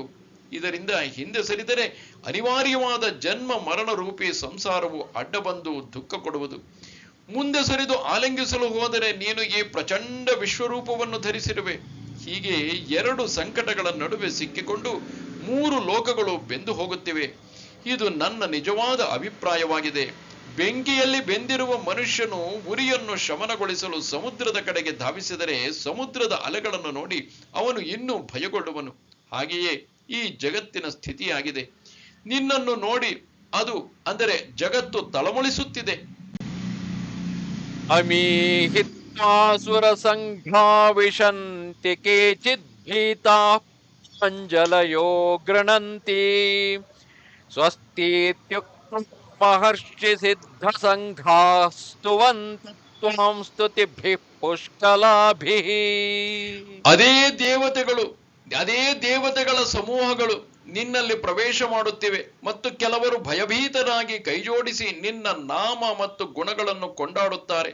ಮತ್ತು ಮಹರ್ಷಿಗಳು ಮತ್ತು ಸಿದ್ಧರುಗಳ ಸಮುದಾಯವು ಸ್ವಸ್ತಿ ವಾಚನಗೈದು ಉತ್ತಮೋತ್ತಮ ಸ್ತೋತ್ರಗಳಿಂದ ನಿನ್ನನ್ನು ಸ್ತುತಿ ಮಾಡುತ್ತಿದ್ದಾರೆ. ಇನ್ನು ಆ ಕಡೆಗಿರುವ ಜ್ಞಾನೀ ಪುರುಷರ ಸಮುದಾಯದ ಸ್ಥಿತಿಯನ್ನು ನೋಡು. ನಿನ್ನ ಅಂಗದ ತೇಜದಿಂದ ಇವರು ಸಮಸ್ತ ಕರ್ಮಗಳ ಬೀಜಗಳನ್ನು ಸುಟ್ಟು ಸದ್ಭಾವನೆಯಿಂದ ನಿನ್ನಲ್ಲೇ ಲೀನವಾಗುತ್ತಿದ್ದಾರೆ. ಇನ್ನು ಕೆಲವರು ಸಹಜವಾಗಿಯೇ ನಿನ್ನ ರೂಪವನ್ನು ಕಂಡು ಭಯಗೊಂಡಿರುವರು. ನಿನ್ನಲ್ಲಿಯೇ ಪೂರ್ಣ ವಿಶ್ವಾಸವಿರಿಸಿ ನಿನ್ನೆದುರಿಗೆ ನಿಂತು ಕೈಜೋಡಿಸಿಕೊಂಡು ನಿನ್ನನ್ನು ಸ್ತುತಿಸುತ್ತಿದ್ದಾರೆ. ದೇವ, ಅಜ್ಞಾನ ಸಮುದ್ರದಲ್ಲಿ ಬಿದ್ದು ವಿಷಯಗಳ ಬಲೆಯಲ್ಲಿ ನಾವು ಸಿಕ್ಕಿ ಹಾಕಿಕೊಂಡಿರುವೆವು. ಸ್ವರ್ಗ ಸುಖ ಮತ್ತು ಸಂಸಾರದ ಪೇಚಿನಲ್ಲಿಯೂ ಸಿಕ್ಕಿ ಹಾಕಿಕೊಂಡಿದ್ದೇವೆ. ಇಂತಹ ಸಂಕಟದಿಂದ ನೀನಲ್ಲದೆ ಬೇರೆ ಯಾರು ತಾನೇ ನಮ್ಮನ್ನು ಬಿಡಿಸಬಲ್ಲರು? ಆದ್ದರಿಂದ ದೇವ, ನಾನು ಸರ್ವಭಾವದಿಂದ ನಿನಗೆ ಶರಣು ಬಂದಿರುವೆನು. ಹೀಗೆ ಪ್ರಾರ್ಥಿಸುತ್ತಿರುವುದನ್ನು ನೋಡು. ಇನ್ನು ಕಶ್ಯಪಾದಿ ಮಹರ್ಷಿಗಳು, ಕಪಿಲರೇ ಆದಿಯಾಗಿ ಸಿದ್ಧರು, ವಿದ್ಯಾಧರರು, ಗಂಧರ್ವರು ಮೊದಲಾದವರೆಲ್ಲರೂ ಸ್ವಸ್ತಿವಾಚನದ ಮೂಲಕ ನಿನ್ನನ್ನು ಪ್ರಾರ್ಥಿಸುತ್ತಿರುವರು. ರುದ್ರಾದಿತ್ಯಾ ವಸವೋ ಯೇ ಚ ಸಾಧ್ಯಾ ವಿಶ್ವೇಶ್ವಿನೋ ಮರುತಶ್ಚೋಷ್ಮವಾಶ್ಚ ಗಂಧರ್ವಯಕ್ಷಾಸುರ ಸಿದ್ಧ ಸಂಘಾ ವೀಕ್ಷಂತೆ ತ್ವಾಂ ವಿಸ್ಮಿತಾಶ್ಚೈವ ಸರ್ವೇ. 11 ರುದ್ರರು, 12 ಅಷ್ಟವಸುಗಳು, ಸಾಧ್ಯರು, ವಿಶ್ವೇ ದೇವತೆಗಳು, ಅಶ್ವಿನಿ ಕುಮಾರರು, ಮರುದ್ಗಣರು ಮತ್ತು ಪಿತೃಗಳ ಸಮುದಾಯವು, ಹಾಗೆಯೇ ಗಂಧರ್ವರು, ಯಕ್ಷರು, ರಾಕ್ಷಸರು ಮತ್ತು ಸಿದ್ಧರುಗಳ ಸಮುದಾಯ ಇವರೆಲ್ಲರೂ ವಿಸ್ಮಿತವಾಗಿ ನಿನ್ನನ್ನು ನೋಡುತ್ತಿದ್ದಾರೆ. ಅಂದರೆ ಈ 11 ರುದ್ರರು, 12 ಆದಿತ್ಯರು, 8 ವಸುಗಳು, ಸಾಧ್ಯರೆಂಬ ದೇವತೆಗಳೆಲ್ಲರೂ, ಅಶ್ವಿನಿ ಕುಮಾರರು, 49 ಮರುದ್ಗಣರು, ಎಲ್ಲ ವಾಯುಗಳು ತಮ್ಮ ವೈಭವದಿಂದ, ಹಾಗೆಯೇ ಪಿತೃಗಳು, ಗಂಧರ್ವರು, ಯಕ್ಷರು, ಸರ್ವ ರಾಕ್ಷಸರು, ಇಂದ್ರಾದಿ ಪ್ರಧಾನ ದೇವತೆಗಳು ಮತ್ತು ಸಿದ್ಧರು ಇವರೆಲ್ಲರೂ ತಮ್ಮ ತಮ್ಮ ಲೋಕಗಳಲ್ಲಿ ಹೆಚ್ಚಿನ ಉತ್ಕಂಠತೆಯಿಂದ ನಿನ್ನ ವಿಶ್ವರೂಪವನ್ನು ನೋಡುತ್ತಿರುವರು. ಪ್ರಭುವೇ, ನಿನ್ನನ್ನು ನೋಡುತ್ತಿದ್ದಂತೆಯೇ ಕ್ಷಣ ಕ್ಷಣಕ್ಕೂ ಮನಸ್ಸಿನಲ್ಲಿ ಅಚ್ಚರಿಗೊಂಡು ನಿನ್ನ ಮುಂದೆ ನತಮಸ್ತಕರಾಗುತ್ತಿದ್ದಾರೆ. ಅವರೆಲ್ಲರೂ ಸ್ವರ್ಗದಲ್ಲಿ ಮಂಜುಳ ಶಬ್ದಗಳಿಂದ ನಿನ್ನ ಜಯ ಜಯಕಾರವನ್ನು ಮಾಡುತ್ತಿರುವರು ಮತ್ತು ಶಿರದ ಮೇಲೆ 2 ಕೈಗಳನ್ನು ಇಟ್ಟುಕೊಂಡು ನಮಸ್ಕರಿಸುತ್ತಿರುವರು. ಆ ದೇವತೆಗಳ ವಿನಮ್ರ ರೂಪಿ ವೃಕ್ಷಗಳ ತೋಟದಲ್ಲಿ ಅಷ್ಟ ಸಾತ್ವಿಕ ಭಾವರೂಪಿ ವಸಂತನು ಪ್ರಾಪ್ತನಾಗಿ ಆ ವೃಕ್ಷಗಳಿಗೆ ಕರ ಸಂಪುಟ ರೂಪಿ ಎಲೆಗಳು ಚಿಗುರಿ ಫಲರೂಪವಾಗಿ ನಿನ್ನ ಪ್ರಾಪ್ತಿಯುಂಟಾಗಿದೆ. ರೂಪಂ ಮಹತ್ತೇ ಬಹುವಕ್ತ್ರ ನೇತ್ರಂ ಮಹಾಬಾಹೋ ಬಹುಬಾಹೂರುಪಾದಂ ಬಹೂದರಂ ಬಹುದಂಷ್ಟ್ರಾಕರಾಲಂ ದೃಷ್ಟ್ವಾ ಲೋಕಾಃ ಪ್ರವ್ಯಥಿತಾಸ್ತಥಾಹಂ. ಹೇ ಮಹಾಬಾಹುವೆ, ನಿನ್ನ ಅನೇಕ ಮುಖಗಳು ಮತ್ತು ಬಹುನೇತ್ರಗಳುಳ್ಳ ಅನೇಕ ಬಾಹುಗಳು, ತೊಡೆಗಳು ಮತ್ತು ಕಾಲುಗಳುಳ್ಳ ಅನೇಕ ಉದರಗಳುಳ್ಳ ಮತ್ತು ಹಲವು ಕೋರೆ ದಾಡೆಗಳ ಕಾರಣದಿಂದ ಅತ್ಯಂತ ವಿಕರಾಳವಾದ ಮಹತ್ತಾದ ರೂಪವನ್ನು ನೋಡಿ ಎಲ್ಲ ಜನರು ವ್ಯಾಕುಲರಾಗುತ್ತಿದ್ದಾರೆ, ಹಾಗೂ ನಾನೂ ಕೂಡ ವ್ಯಾಕುಲನಾಗುತ್ತಿದ್ದೇನೆ. ಅವರ ಕಣ್ಣುಗಳಿಗೆ ಭಾಗ್ಯವೇ ಉದಯವಾಗಿ ನಿನ್ನ ಅಗಾಧವಾದ ವಿಶ್ವರೂಪವನ್ನು ನೋಡಿ ಅವರ ಮನಸ್ಸಿಗೆ ಇಂದು ಸುಖದ ಸುದಿನವೇ ದೊರೆತಂತಾಯಿತು. 3 ಲೋಕಗಳನ್ನು ವ್ಯಾಪಿಸುವ ನಿನ್ನ ಈ ವಿಶ್ವರೂಪವನ್ನು ಕಂಡು ದೇವತೆಗಳು ಅಚ್ಚರಿಗೊಂಡಿರುವರು. ಏಕೆಂದರೆ ಈ ಸ್ವರೂಪವನ್ನು ಯಾವ ಕಡೆಯಿಂದ ನೋಡಿದರೂ ತನ್ನ ಇದಿರಾಗಿಯೇ ಇದೆ ಎಂದು ಅನಿಸುವುದು. ಹೀಗೆ ಇದು ಒಂದೇ ಆಗಿದ್ದು ವಿಚಿತ್ರವೂ ಭಯಾನಕವೂ ಆಗಿದೆ. ಇದರಲ್ಲಿ ಅನೇಕ ಮುಖಗಳು, ಅನೇಕ ಕಣ್ಣುಗಳು, ಶಸ್ತ್ರಾಸ್ತ್ರಗಳನ್ನು ಧರಿಸಿದ ಅನಂತ ತೋಳುಗಳು ಇವೆ. ಹಾಗೆಯೇ ಅನಂತ ಉತ್ತಮ ಬಾಹುಗಳು, ಚರಣಗಳು, ಉದರಗಳು ಇವೆ. ಅವು ಅನೇಕ ವರ್ಣಗಳಿಂದ ಕೂಡಿದ್ದು ಪ್ರತಿಯೊಂದು ಮುಖವು ತಿನ್ನಲು ಹವಣಿಸುವಂತೆ ತೋರುವುದು. ಮಹಾಕಲ್ಪದ ಅಂತ್ಯದಲ್ಲಿ ಕ್ರೋಧಗೊಂಡ ಯಮನು ಎಲ್ಲೆಡೆಗಳಲ್ಲಿ ಪ್ರಳಯಾಗ್ನಿಯ ಹೋಳಿಯನ್ನು ಹರಡುವಂತೆ, ಅಥವಾ ಶಂಕರನ ಸಂಹಾರ ಮಾಡುವ ಯಂತ್ರದಂತೆ, ಇಲ್ಲವೇ ಪ್ರಳಯ ಭೈರವನ ಸಂಘದಂತೆ, ಯುಗಾಂತ್ಯದಲ್ಲಿ ಕಾಲಶಕ್ತಿಯ ಭೂತಗಳಿಗೆ ಉಣ್ಣಲು ಕಿಚಡಿ ಪಾತ್ರೆಗಿಟ್ಟಂತೆ ಎಲ್ಲೆಲ್ಲಿಯೂ ನಿನ್ನ ಪ್ರಚಂಡ ಮುಖಗಳು ಕಾಣುತ್ತಿವೆ. ಗುಹೆಯೊಳಗಿನಿಂದ ಸಿಂಹವು ಹೊರಗೆ ಬರುವಂತೆ ನಿನ್ನ ಕೋರೆ ದಾಡೆಗಳು ಬಾಯೊಳಗೆ ಹಿಡಿಸದೆ ಹೊರಗೆ ಚಾಚಿಕೊಂಡು ಭಯಂಕರವಾಗಿ ಕಾಣುತ್ತಿವೆ. ಪ್ರಳಯ ಕಾಲದ ಕತ್ತಲೆಯಲ್ಲಿ ನಾಶ ಮಾಡುವ ಪಿಶಾಚಿಗಳು ಉಲ್ಲಾಸದಿಂದ ಹೊರಡುವಂತೆ ನಿನ್ನ ಕೋರೆ ದಾಡೆಗಳು ಪ್ರಳಯ ಕಾಲದ ಸಂಹಾರದ ರಕ್ತದಿಂದ ತೊಯ್ದಂತೆ ಕಂಡುಬರುತ್ತಿವೆ. ಹೆಚ್ಚೇನು ಹೇಳಲಿ, ಕಾಲನು ಯುದ್ಧಕ್ಕೆ ಆಮಂತ್ರಿಸಿ ಎಲ್ಲರ ಸಂಹಾರ ಮಾಡಿದಾಗ ಮರಣವೇ ಎಲ್ಲೆಡೆ ಮೆರೆಯುವಂತೆ ನಿನ್ನ ಮುಖಗಳು ಅತ್ಯಂತ ಭಯಂಕರವಾಗಿ ಕಾಣುತ್ತಿವೆ. ಏನೆಂದು ಹೇಳುವುದು? ಈ ಜಗತ್ತೆಲ್ಲವೂ ಅತ್ಯಂತ ದೀನವಾಗಿದೆ. ಕಾರಣ ಜಗತ್ತಿನ ಕಡೆಗೆ ತುಸು ಹೊರಳಿ ನೋಡಿದರೆ ಅದು ದುಃಖರೂಪಿ ಯಮುನಾ ನದಿಯ ದಂಡೆಯ ಮರದಂತೆ ನಿಂತಿರುವುದು ಕಂಡು ಬಂದೀತು. ನಿನ್ನ ಈ ಮಹಾಮೃತ್ಯುರೂಪಿ ಸಾಗರದಲ್ಲಿ ಜಗತ್ತಿನ ಆಯಸ್ಸೆಂಬ ಹಡಗು ಶೋಕರೂಪಿ ಬಿರುಗಾಳಿಯಿಂದ ಅಲ್ಲಾಡುತ್ತಿದೆ. ದೇವ, ಒಂದು ವೇಳೆ ನೀನು ಸಿಟ್ಟುಕೊಂಡು ನಿನಗೆ ಲೋಕಗಳ ಭಯದ ಕುರಿತು ಚಿಂತೆ ಏಕೆ ಮಾಡುವೆ? ಹಾಗೆ ಮಾಡದೆ ನೀನು ಈಗ ನೋಡಿದ ವಿಶ್ವರೂಪದ ಧ್ಯಾನ ಸುಖವನ್ನು ಮನಸ್ಸಿನಲ್ಲಿ ಅನುಭವಿಸುತ್ತಿರು ಎಂದು ಹೇಳಿದರೆ, ಲೋಕಗಳ ಭಯವು ನೆಪ ಮಾತ್ರವಾಗಿದೆ. ಆದರೆ ನಿಜ ಹೇಳಬೇಕೆಂದರೆ ನಾನು ಭಯಗೊಂಡು ನಡುಗುತ್ತಿದ್ದೇನೆ. ಪ್ರಳಯ ಕಾಲದ ರುದ್ರನೇ ನನಗೆ ಹೆದರಿರುವನು. ನನ್ನ ಭಯದಿಂದ ಮೃತ್ಯುವೇ ಅಡಗಿಕೊಳ್ಳುವುದು. ಇಂತಹ ನಾನು ಒಳಗೆ ಹೊರಗೆ ನಿನ್ನ ಸ್ವರೂಪವನ್ನು ಕಂಡು ನಡುಗುತ್ತಿದ್ದೇನೆ. ಹೀಗಾಗಿದೆ ನನ್ನ ಸ್ಥಿತಿ. ಹೇ ಪ್ರಭುವೇ, ಈ ನಿಮ್ಮ ಅತಿ ಭಯಂಕರವಾದ ರೂಪದ ಉಗ್ರವಾದ ತೇಜದಿಂದ ಭಯವನ್ನೇ ಗೆದ್ದುಕೊಂಡಿದೆ. ಇದಕ್ಕೆ ವಿಶ್ವರೂಪವೆಂದು ಹೇಳುವುದು ಆಶ್ಚರ್ಯವಲ್ಲವೇ? ಈ ಮಹಾಮಾರಿಯ ಈ ಮಹಾಮಾರಿಯು ಭಯವನ್ನೂ ಕೂಡ ಸೋಲಿಸಿಬಿಡುವುದು. ನಭಸ್ಪೃಶಂ ದೀಪ್ತಮನೇಕ ವರ್ಣಂ ವ್ಯಾತ್ಥಾನನಂ ದೀಪ್ತ ವಿಶಾಲ ನೇತ್ರಂ ದೃಷ್ಟ್ವಾ ಹಿ ತ್ವಾಂ ಪ್ರವ್ಯಥಿತಾಂತರಾತ್ಮಾ ಧೃತಿಂ ನ ವಿಂಧಮಿ ಶಮಂ ಚ ವಿಷ್ಣೋ. ಏಕೆಂದರೆ ಹೇ ವಿಷ್ಣುವೇ, ಆಕಾಶವನ್ನು ಸ್ಪರ್ಶಿಸುವ ದೇದೀಪ್ಯಮಾನವಾದ ಅನೇಕ ಬಣ್ಣಗಳಿಂದ ಕೂಡಿದ ಹಾಗೂ ತೆರೆದಿರುವ ಮುಖ ಮತ್ತು ಪ್ರಕಾಶಮಾನ ವಿಶಾಲವಾದ ನೇತ್ರಗಳಿಂದ ಯುಕ್ತವಾದ ನಿನ್ನನ್ನು ನೋಡಿ ಭಯಭೀತವಾದ ಅಂತಃಕರಣವುಳ್ಳವನಾದ ನಾನು ಧೈರ್ಯ ಮತ್ತು ಶಾಂತಿಯನ್ನು ಪಡೆಯುವುದಿಲ್ಲ. ಎಷ್ಟೋ ಕ್ರೋಧಗೊಂಡ ಮುಖಗಳು ಮಹಾಕಾಲನೊಂದಿಗೆ ಸ್ಪರ್ಧೆಯಿಂದ ಕಾದಾಡುತ್ತಿವೆ. ಇವುಗಳು ತಮ್ಮ ಹಿರಿಮೆಯಿಂದ ಆಕಾಶವನ್ನೇ ಹಿಂದಕ್ಕೆ ಹಾಕಿವೆ. ಅವುಗಳು ಆಕಾಶದ ವಿಸ್ತಾರದಲ್ಲಿಯೂ ಹಿಡಿಸಲಾರದಷ್ಟು ವಿಶಾಲವಾಗಿವೆ. ತ್ರಿಭುವನದ ಗಾಳಿಯು ಅವನ್ನು ಸುತ್ತುವರಿಯಲಾರದು. ಪ್ರತಿಯಾಗಿ ಅವು ತಮ್ಮ ಜ್ವಾಲೆಗಳಿಂದ ಅಗ್ನಿಯನ್ನು ಸುಟ್ಟು ಎಲ್ಲೆಡೆ ಪಸರಿಸಿಕೊಂಡಿವೆ. ಹಾಗೆಯೇ ಅವುಗಳು ಒಂದೇ ವಿಧದಿಂದ ಇರದೆ ರೂಪ ವರ್ಣಗಳಿಂದ ಭಿನ್ನವಾಗಿವೆ. ಪ್ರಳಯ ಕಾಲದ ಅಗ್ನಿಯು ಹುಟ್ಟಿಕೊಂಡಾಗ ಇವುಗಳ ಸಹಾಯದಿಂದಲೇ ಪ್ರಳಯವಾಗಿಸುವುದೋ ಏನೋ. ಇವುಗಳ ತೇಜದಿಂದ 3 ಲೋಕಗಳು ಸುಟ್ಟು ಕರಕಲಾಗುವುದು. ಅವುಗಳಲ್ಲಿ ಮುಖಗಳು ಮತ್ತು ಕೋರೆದಾಡೆಗಳು ಇವೆ. ವಾಯುವಿಗೆ ಧನುರ್ವಾತವಾಯಿತೋ, ಸಮುದ್ರಕ್ಕೆ ಮಹಾಪೂರ ಬಂದು ಮೇರೆ ಮೀರಿ ಹರಿಯತೊಡಗಿತೋ, ಅಥವಾ ಒಡವಾಗ್ನಿಯನ್ನು ವಿಷಾಗ್ನಿಯು ಕೊಲ್ಲಲು ತೊಡಗಿದೆಯೋ ಏನೋ. ಅಗ್ನಿಯು ಕಾಲಕೂಟ ವಿಷವನ್ನೇ ನುಂಗಿದಂತೆ, ಮೃತ್ಯುವೆ ಹೊಡೆಯಲು ನಿಂತಂತೆ ಈ ವಿಶ್ವರೂಪದ ತೇಜವು ಪ್ರಖರವಾಗಿದ್ದು ಅದಕ್ಕೆ ಇನ್ನೂ ಮುಖಗಳು ಇವೆ. ಇವೆಲ್ಲ ಆಶ್ಚರ್ಯವೇ. ಅವುಗಳು ಎಷ್ಟು ದೊಡ್ಡದಾಗಿವೆ ಎಂದರೆ ಆಕಾಶವು ನಡುವೆಯೇ ಹರಿದು ಅದಕ್ಕೆ ಕಿಂಡಿಗಳಾದಂತೆ ಕಾಣುವವು. ಅಥವಾ ಹಿರಣ್ಯಾಕ್ಷ ದೈತ್ಯನು ಪೃಥ್ವಿಯನ್ನು ಕಂಕುಳಲ್ಲಿರಿಸಿಕೊಂಡು ಪಾತಾಳಕ್ಕೆ ಹೋಗುವಾಗ ಹಾಟಕೇಶ್ವರನು ಅಂದರೆ ಸಪ್ತಪಾತಾಳದ ಕೆಳಗಿನ ಶಿವನ ಅವತಾರ ಪಾತಾಳದ ಬಾಗಿಲು ತೆರೆದಂತೆಗಿದೆ. ಈ ಪ್ರಕಾರವಾಗಿ ನಿನ್ನ ಮುಖಗಳು ತೆರೆದುಕೊಂಡಿದ್ದು ಅದರಲ್ಲಿ ನಾಲಿಗೆಯು ಆವೇಶದಿಂದ ಹೊರಲಾಡುತ್ತಿದೆ. ಈ ವಿಶ್ವವು ನಿನಗೆ ಒಂದು ತುತ್ತಿಗೂ ಸಾಲದಾಗಿದೆ. ಆದ್ದರಿಂದ ಕೌತುಕದಿಂದ ಅದನ್ನು ನುಂಗುತ್ತಿಲ್ಲ. ಪಾತಾಳದಲ್ಲಿನ ಸರ್ಪಗಳ ಪೂತ್ಕಾರದಿಂದ ವಿಷದ ಜ್ವಾಲೆಗಳು ಆಕಾಶಕ್ಕೆ ಮುಟ್ಟುವಂತೆ ನಿನ್ನ ತೆರೆದ ಬಾಯಿಯ ಗುಹೆಗಳಲ್ಲಿ ನಾಲಿಗೆಗಳು ಭಾಸವಾಗುತ್ತವೆ. ಪ್ರಳಯ ಕಾಲದ ಮಿಂಚಿನ ಸಮುದಾಯಗಳನ್ನು ಒಟ್ಟುಗೂಡಿಸಿ ಆಕಾಶದ ಕೋಟೆಯನ್ನು ಶೃಂಗರಿಸಿದಂತೆ ತುಟಿಗಳ ಎರಡೂ ಕಡೆಗಳಲ್ಲಿ ಕೋರೆ ದಾಡೆಗಳ ಸಾಲುಗಳು ಪ್ರಖರವಾಗಿ ಕಾಣುವುದು. ಹಣೆಯ ಕೆಳಗಿನ ತಗ್ಗಿನಲ್ಲಿ ಭಯವನ್ನೂ ಬೆದರಿಸುವ ಕಣ್ಣುಗಳು ಕಾಣುತ್ತಿದ್ದು ಅವು ಮಹಾಮೃತ್ಯುವಿನ ಪ್ರವಾಹವು ಕತ್ತಲೆಯಲ್ಲಿ ಅಡಗಿ ಕುಳಿತಂತೆ ಕಂಡುಬರುವುದು. ಹೀಗೆ ಭಯದ ಕೌತುಕದಿಂದ ಇಲ್ಲಿ ನೀನು ಯಾವ ಪ್ರಾಪ್ತಿಗಾಗಿ ಹೀಗೆ ಮಾಡುತ್ತಿರುವೆ ಎಂಬುದು ನನಗೆ ತಿಳಿಯದಾಗಿದೆ. ಆದರೆ ನನಗೆ ಮಾತ್ರ ಮರಣ ಭಯವು ಉಂಟಾಗಿದೆ. ದೇವನೇ, ವಿಶ್ವರೂಪವನ್ನು ನೋಡಬೇಕೆಂಬ ನನ್ನ ಬಯಕೆಯು ಪೂರ್ಣವಾಗಿ ಫಲಪ್ರದವಾಯಿತು. ಇದನ್ನು ನೋಡಿ ಕಣ್ಣುಗಳಿಗೆ ಆಗಬೇಕಾದಷ್ಟು ಶಾಂತಿಯು ಉಂಟಾಗಿದೆ. ದೇವ, ಮಣ್ಣಿನಿಂದಾದ ಶರೀರವು ಎಲ್ಲವಾದರೂ ಅದರ ಪರಿವೆ ಯಾರೂ ಮಾಡುವುದಿಲ್ಲ. ಆದರೆ ನನ್ನ ಚೈತನ್ಯವು ಎಲ್ಲಾದರೂ ಉಳಿಯುವುದೋ ಇಲ್ಲವೋ ಅದರ ಭರವಸೆಯೂ ನನಗಿಲ್ಲ.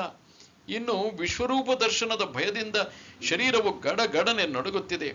ಭಯದಿಂದ ಶರೀರವು ರೋಮಾಂಚನಗೊಂಡಿದೆ. ಮನಸ್ಸಿಗೂ ತಾಪ ಉಂಟಾಗಿ ಬುದ್ಧಿಯು ಭಯದಿಂದ ನಾನೆಂಬ ಅಭಿಮಾನವನ್ನು ಮರೆತು ಬಿಟ್ಟಿದೆ.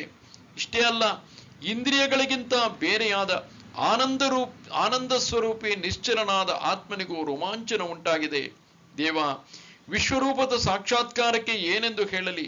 ಇದರ ದರ್ಶನದಿಂದ ನನ್ನ ಜ್ಞಾನವೇ ದಿಕ್ಕೆಟ್ಟಿತು. ನನ್ನ ಮತ್ತು ನಿನ್ನ ಗುರು ಶಿಷ್ಯ ಸಂಬಂಧವು ಉಳಿಯುವುದೋ ಇಲ್ಲವೋ ಎಂಬ ಸಂದೇಹ ಉಂಟಾಗಿದೆ. ದೇವ, ನಿನ್ನ ವಿಶ್ವರೂಪ ದರ್ಶನದಿಂದ ವ್ಯಾಕುಲಗೊಂಡ ನನ್ನ ಮನಸ್ಸಿಗೆ ಧೈರ್ಯವನ್ನು ತುಂಬುವ ಪ್ರಯತ್ನವನ್ನು ನಾನು ಮಾಡುತ್ತಿದ್ದೇನೆ. ಮೊದಲೇ ನನ್ನ ಮತ್ತು ಧೈರ್ಯದ ಜಗಳವೇ ಆಗಿತ್ತು. ಅದರಲ್ಲಿಯೂ ನನಗೆ ವಿಶ್ವರೂಪ ದರ್ಶನವಾಗುತ್ತಿದೆ. ಇದಿರಲಿ. ಆದರೆ ದೇವ, ನನಗೆ ಉಪದೇಶದ ಒಳ್ಳೆಯ ಪೇಚಿನಲ್ಲಿ ಸಿಲುಕಿಸಿರುವೆಯಲ್ಲ. ನನ್ನ ಜೀವಾತ್ಮನು ವಿಶ್ರಾಂತಿ ಪಡೆಯಲಿಕ್ಕಾಗಿ 4 ಕಡೆಗಳಲ್ಲಿ ಧಾವಿಸುತ್ತಿದೆ. ಆದರೆ ಅದಕ್ಕೆ ಎಲ್ಲಿಯೂ ನೆಲೆಯೇ ಸಿಗುತ್ತಿಲ್ಲ. ಇದರಂತೆ ಈ ನಿನ್ನ ವಿಶ್ವರೂಪ ಮಹಾಮಾರಿಯ ದರ್ಶನದಿಂದ ಸ್ಥಾವರ ಜಂಗಮ ಸೃಷ್ಟಿಯಲ್ಲಿನ ಎಲ್ಲರ ಜೀವನವು ಇಲ್ಲದಂತಾಗಿದೆ. ಆದರೆ ನಿನಗೆ ಶರಣು ಬರದಿದ್ದರೆ ನಾನು ಜೀವಂತವಾಗಿ ಹೇಗೆ ತಾನೇ ಉಳಿಯಬಲ್ಲೆನು? ದಂಷ್ಟ್ರಾಕರಾಲಾನಿ ಚ ತೇ ಮುಖಾನಿ ದೃಷ್ಟ್ಯೈವ ಕಾಲಾನಲ ಸನ್ನಿಭಾನಿ ದಿಶೋ ನ ಜಾನೇ ನ ಲಭೇ ಚ ಶರ್ಮ ಪ್ರಸೀದ ದೇವೇಶ ಜಗನ್ನಿವಾಸ. ಕೋರೆ ದಾಡೆಗಳ ಕಾರಣದಿಂದ ವಿಕರಾಳವಾದ ಪ್ರಳಯ ಕಾಲದ ಅಗ್ನಿಗೆ ಸಮಾನವಾಗಿ ಪ್ರಜ್ವಲಿತವಾದ ಮುಖಗಳನ್ನು ನೋಡಿ ನಾನು ದಿಕ್ಕುಗಾಣದವನಾಗಿದ್ದೇನೆ ಮತ್ತು ನೆಮ್ಮದಿಯನ್ನೂ ಪಡೆಯದವನಾಗಿದ್ದೇನೆ. ಆದ್ದರಿಂದ ಹೇ ದೇವೇಶನೇ, ಹೇ ಜಗನ್ನಿವಾಸನೇ, ನೀನು ಪ್ರಸನ್ನನಾಗು. ಮಹಾಭಯದ ಎಲ್ಲ ಗಡಿಗೆಗಳೇ ಒಡೆದು ಕಣ್ಮುಂದೆ ಸತತವಾಗಿ ಕಾಣುವಂತೆ ನಿನ್ನ ವಿಕರಾಳ ಮುಖಗಳು ನನ್ನ ಕಣ್ಣು ಮುಂದೆ ತೆರೆದುಕೊಂಡಂತೆ ಕಾಣುತ್ತಿವೆ. ಆ ಬಾಯೊಳಗಿನ ಹಲ್ಲುಗಳು, ದವಡೆಗಳು ತುಟಿಗಳೊಳಗೆ ಹಿಡಿಸದೆ ಪ್ರಳಯ ಕಾಲದಲ್ಲಿ ಎಲ್ಲೆಡೆ ಶಸ್ತ್ರಗಳ ಬೇಲಿಯನ್ನು ಉದ್ದವಾಗಿ ನೆಟ್ಟಂತೆ ಕಂಡುಬರುತ್ತಿದೆ. ತಕ್ಷಕನ ಬಾಯಿಯಲ್ಲಿ ವಿಷವೇ ತುಂಬಿರುವಂತೆ, ಕಾಳರಾತ್ರಿಯಲ್ಲಿ ಪಿಶಾಚಿಗಳ ಸಂಚಾರವಾದಂತೆ, ಪ್ರಳಯಾಗ್ನಿಯು ಆಗ್ನೇಯಾಸ್ತ್ರವನ್ನು ಹರಿತಗೊಳಿಸಿದಂತೆ ನಿನ್ನ ಮುಖಗಳು ಪ್ರಚಂಡವಾಗಿದ್ದು ಅವುಗಳಲ್ಲಿ ಕ್ರೋಧದ ಆವೇಶವು ಹೊರಚೆಲ್ಲುತ್ತಿದೆ. ಇದರಿಂದ ನಮ್ಮ ಮೇಲೆ ಮರಣದ ಪ್ರವಾಹವೇ ಹರಿದು ಬಂದಂತಾಗಿದೆ. ಸಮಸ್ತ ಬ್ರಹ್ಮಾಂಡಗಳನ್ನೇ ನಾಶ ಮಾಡುವ ಪ್ರಳಯಾಗ್ನಿಗೆ ಪ್ರಳಯ ಕಾಲದ ಪ್ರಚಂಡ ವಾಯುವು ಸಹಾಯಕವಾದರೆ ಏನನ್ನು ತಾನೇ ಸುಟ್ಟು ಬಿಡಲಾರದು. ಹಾಗೆಯೇ ನಿನ್ನ ಸಂಹಾರಕಾರಕ ಮುಖಗಳನ್ನು ನೋಡಿ ನನ್ನ ಧೈರ್ಯವು ಹೊರಟು ಹೋಗಿ ದಿಕ್ಕುಗಳೇ ತೋಚದಾಗಿದೆ. ನನ್ನನ್ನು ನಾನೇ ಮರೆತಂತಾಗಿದೆ. ನಿನ್ನ ವಿಶ್ವರೂಪವನ್ನು ನಾನು ಕಣ್ಣಿಂದ ನೋಡುತ್ತಲೇ ನನ್ನಲ್ಲಿ ಸುಖವೂ ಇಲ್ಲವಾಯಿತು. ಆದ್ದರಿಂದ ನಿನ್ನ ಈ ಅಪಾರ ವಿಶ್ವರೂಪವನ್ನು ಮರೆಮಾಡು. ನೀನು ಈ ಪ್ರಕಾರದಿಂದ ನನ್ನನ್ನು ಹೆದರಿಸುವುದಿದ್ದರೆ ನಾನು ವಿಶ್ವರೂಪವನ್ನು ತೋರಿಸೆಂದು ಕೂಡ ಕೇಳುತ್ತಿರಲಿಲ್ಲ. ಆದ ಕಾರಣ ನಿನ್ನ ಈ ವಿಶ್ವರೂಪಿ ಪ್ರಳಯಾಗ್ನಿಗಿಂದ ಒಮ್ಮೆ ನನ್ನ ಪ್ರಾಣಗಳನ್ನು ಉಳಿಸು. ಎಲೈ ಅನಂತನೇ, ನೀನು ನಿಜವಾಗಿಯೂ ನಮ್ಮ ಒಡೆಯನಾಗಿದ್ದರೆ ನನ್ನ ಸಾವಿಗೆ ಗುರಾಣಿಯನ್ನು ಅಡ್ಡ ಹಿಡಿದು ಈ ಮಹಾಮಾರಿ ರೂಪವಾದ ವಿಶ್ವರೂಪದ ವಿಸ್ತಾರವನ್ನು ಉಪಸಂಹಾರ ಮಾಡು. ದೇವಾಧಿದೇವನೇ, ಸರ್ವ ಜಗತ್ತನ್ನು ಪಾಲಿಸುವುದನ್ನು ಮರೆತು ಅದನ್ನು ಸಂಹಾರ ಮಾಡುವುದಕ್ಕೆ ತೊಡಗಿದೆಯಲ್ಲ. ಆದ್ದರಿಂದ ದೇವತೆಗಳೊಡೆಯನೇ, ಬೇಗನೆ ಪ್ರಸನ್ನನಾಗಿ ನಿನ್ನ ಮಾಯೆಯನ್ನು ಮರೆಮಾಡು ಮತ್ತು ನನ್ನನ್ನು ಈ ಮಹಾಭಯದಿಂದ ಪಾರು ಮಾಡು. ನಿನ್ನ ವಿಶ್ವರೂಪವನ್ನು ನೋಡಿ ನಾನು ಬಹಳ ಭಯಗೊಂಡಿರುವೆನು. ಆದ್ದರಿಂದ ನಾನು ಅತ್ಯಂತ ಕಳಕಳಿಯಿಂದ ನಿನ್ನನ್ನು ಮೇಲಿಂದ ಮೇಲೆ ವಿನಂತಿಸಿಕೊಳ್ಳುತ್ತಿರುವೆನು. ಅಮರಾವತಿಯ ಮೇಲೆ, ಅಂದರೆ ದೇವಲೋಕದ ಮೇಲೆ ರಾಕ್ಷಸರು ದಾಳಿಯಿಟ್ಟಾಗ ನಾನೊಬ್ಬನೇ ಅವರನ್ನು ಪರಾಭವಗೊಳಿಸಿರುವೆನು. ನಾನು ಮಹಾಕಾಲನ ಬಾಯನ್ನು ಪ್ರವೇಶಿಸಲು ಕೂಡ ಹೆದರುವವನಲ್ಲ. ಆದರೆ ದೇವ, ಈ ವಿಶ್ವರೂಪವು ಅದರಂತಲ್ಲ. ಇಲ್ಲಿ ನೀನು ಮೃತ್ಯುವಿನ ಮೇಲೆಯೂ ಏರಿ ಹೋಗಿ ಸಮಸ್ತ ವಿಶ್ವದೊಡನೆ ನಮ್ಮನ್ನು ಗ್ರಾಸವಾಗಿಸುವಂತೆ ಕಾಣುತ್ತದೆ. ಇದು ಪ್ರಳಯ ಕಾಲದ ಸಮಯವಲ್ಲ. ಈಗಲಾದರೂ ರಕ್ಷಕನಾದ ನೀನೇ ಕಾಲರೂಪದಿಂದ ಕಾಣಿಸಿಕೊಂಡು ಬಡಪಾಯಿ ಬ್ರಹ್ಮಾಂಡದ ಆಯಸ್ಸು ಹಿಂದೆ ಮುಗಿದಂತಿದೆ. ಅಯ್ಯೋ ದೈವವೇ, ನಿನ್ನ ಗತಿಯು ವಿಪರೀತವಾಗಿದೆ. ವಿಶ್ವರೂಪ ದರ್ಶನದಿಂದ ಶಾಂತಿ ಸಿಗಬಹುದೆಂದು ಎಣಿಸಿ ನಾನು ವಿಶ್ವರೂಪವನ್ನು ತೋರು ಎಂದು ಪ್ರಾರ್ಥಿಸಿದೆ. ಆದರೆ ವಿಘ್ನವೇ ಉಪಸ್ಥಿತವಾಯಿತು. ದೇವ, ಈಗ ವಿಶ್ವವೆಲ್ಲವೂ ಮುಳುಗಿ ಹೋಯಿತು. ಏಕೆಂದರೆ ನೀನೇ ಅದನ್ನು ನುಂಗಲು ತೊಡಗಿರುವೆ. ದೇವ, ನೀನೇ ಅನೇಕ ಮುಖಗಳನ್ನು ತೆರೆದು ಈ ಎಲ್ಲ ಸೈನ್ಯವನ್ನು 4 ಕಡೆಗಳಿಂದ ನುಂಗುತ್ತಿರುವೆ. ಇದು ಪ್ರತ್ಯಕ್ಷವಾಗಿ ನನ್ನ ಕಣ್ಣಿಗೆ ಕಾಣಿಸುತ್ತಿದೆ. ಅಮೀಚತ್ವಾಂ ಧೃತರಾಷ್ಟ್ರಸ್ಯ ಪುತ್ರಾಃ ಸರ್ವೇ ಸಹೈವಾವನಿಪಾಲ ಸಂಘೈಃ ಭೀಷ್ಮೋ ದ್ರೋಣಃ ಸೂತಪುತ್ರ ತಥಾಸೌ ಸಹಸ್ಮದೀಯೈರಪಿ ಯೋಧಮುಖ್ಯೈಃ. ಆ ಎಲ್ಲಾ ಧೃತರಾಷ್ಟ್ರನ ಪುತ್ರರು ರಾಜರುಗಳ ಸಮುದಾಯ ಸಹಿತರಾಗಿ ನಿನ್ನೊಳಗೆ ಪ್ರವೇಶಿಸುತ್ತಿದ್ದಾರೆ ಮತ್ತು ಭೀಷ್ಮ ಪಿತಾಮಹರು, ದ್ರೋಣಾಚಾರ್ಯರು ಹಾಗೂ ಕರ್ಣ ಮತ್ತು ನಮ್ಮ ಪಕ್ಷದವರೂ ಸಹ ಪ್ರಧಾನ ಯೋಧರುಗಳ ಸಹಿತ ನಿನ್ನ ಮುಖಗಳಲ್ಲಿ ಬೀಳುತ್ತಿರುವರು. ಕುರುಡ ಧೃತರಾಷ್ಟ್ರನ ಮಕ್ಕಳಾದ ಕೌರವ ವೀರರೇ ಅಲ್ಲವೇ ನಿನ್ನ ಮುಖಗಳಲ್ಲಿ ಬೀಳುತ್ತಿರುವವರು? ನಿನ್ನ ಬಾಯೊಳಗೆ ಇವರೆಲ್ಲರೂ ಸಪರಿವಾರ ಸಹಿತರಾಗಿ ಹೋಗಿಯೇ ಬಿಟ್ಟರು. ಇವರಿಗೆ ಸಹಾಯ ಮಾಡಲು ಬಂದಿರುವ ಅನೇಕ ದೇಶದ ರಾಜರ ಮರಣವಾರ್ತೆಯನ್ನು ತಿಳಿಸಲು ಕೂಡ ಯಾರೂ ಉಳಿಯದಂತೆ ಎಲ್ಲರನ್ನೂ ನುಂಗುತ್ತಿರುವೆ.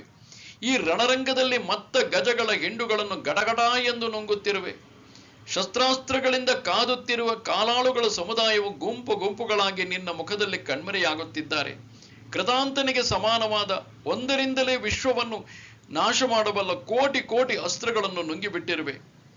ಚದುರಂಗ ಸೈನ್ಯವನ್ನು ಮತ್ತು ಕುದುರೆಗಳು ಹೂಡಿದ ರಥಗಳನ್ನು ಹಲ್ಲುಗಳು ತಾಗಿಸದೆಯೇ ನುಂಗುತ್ತಿರುವೆ.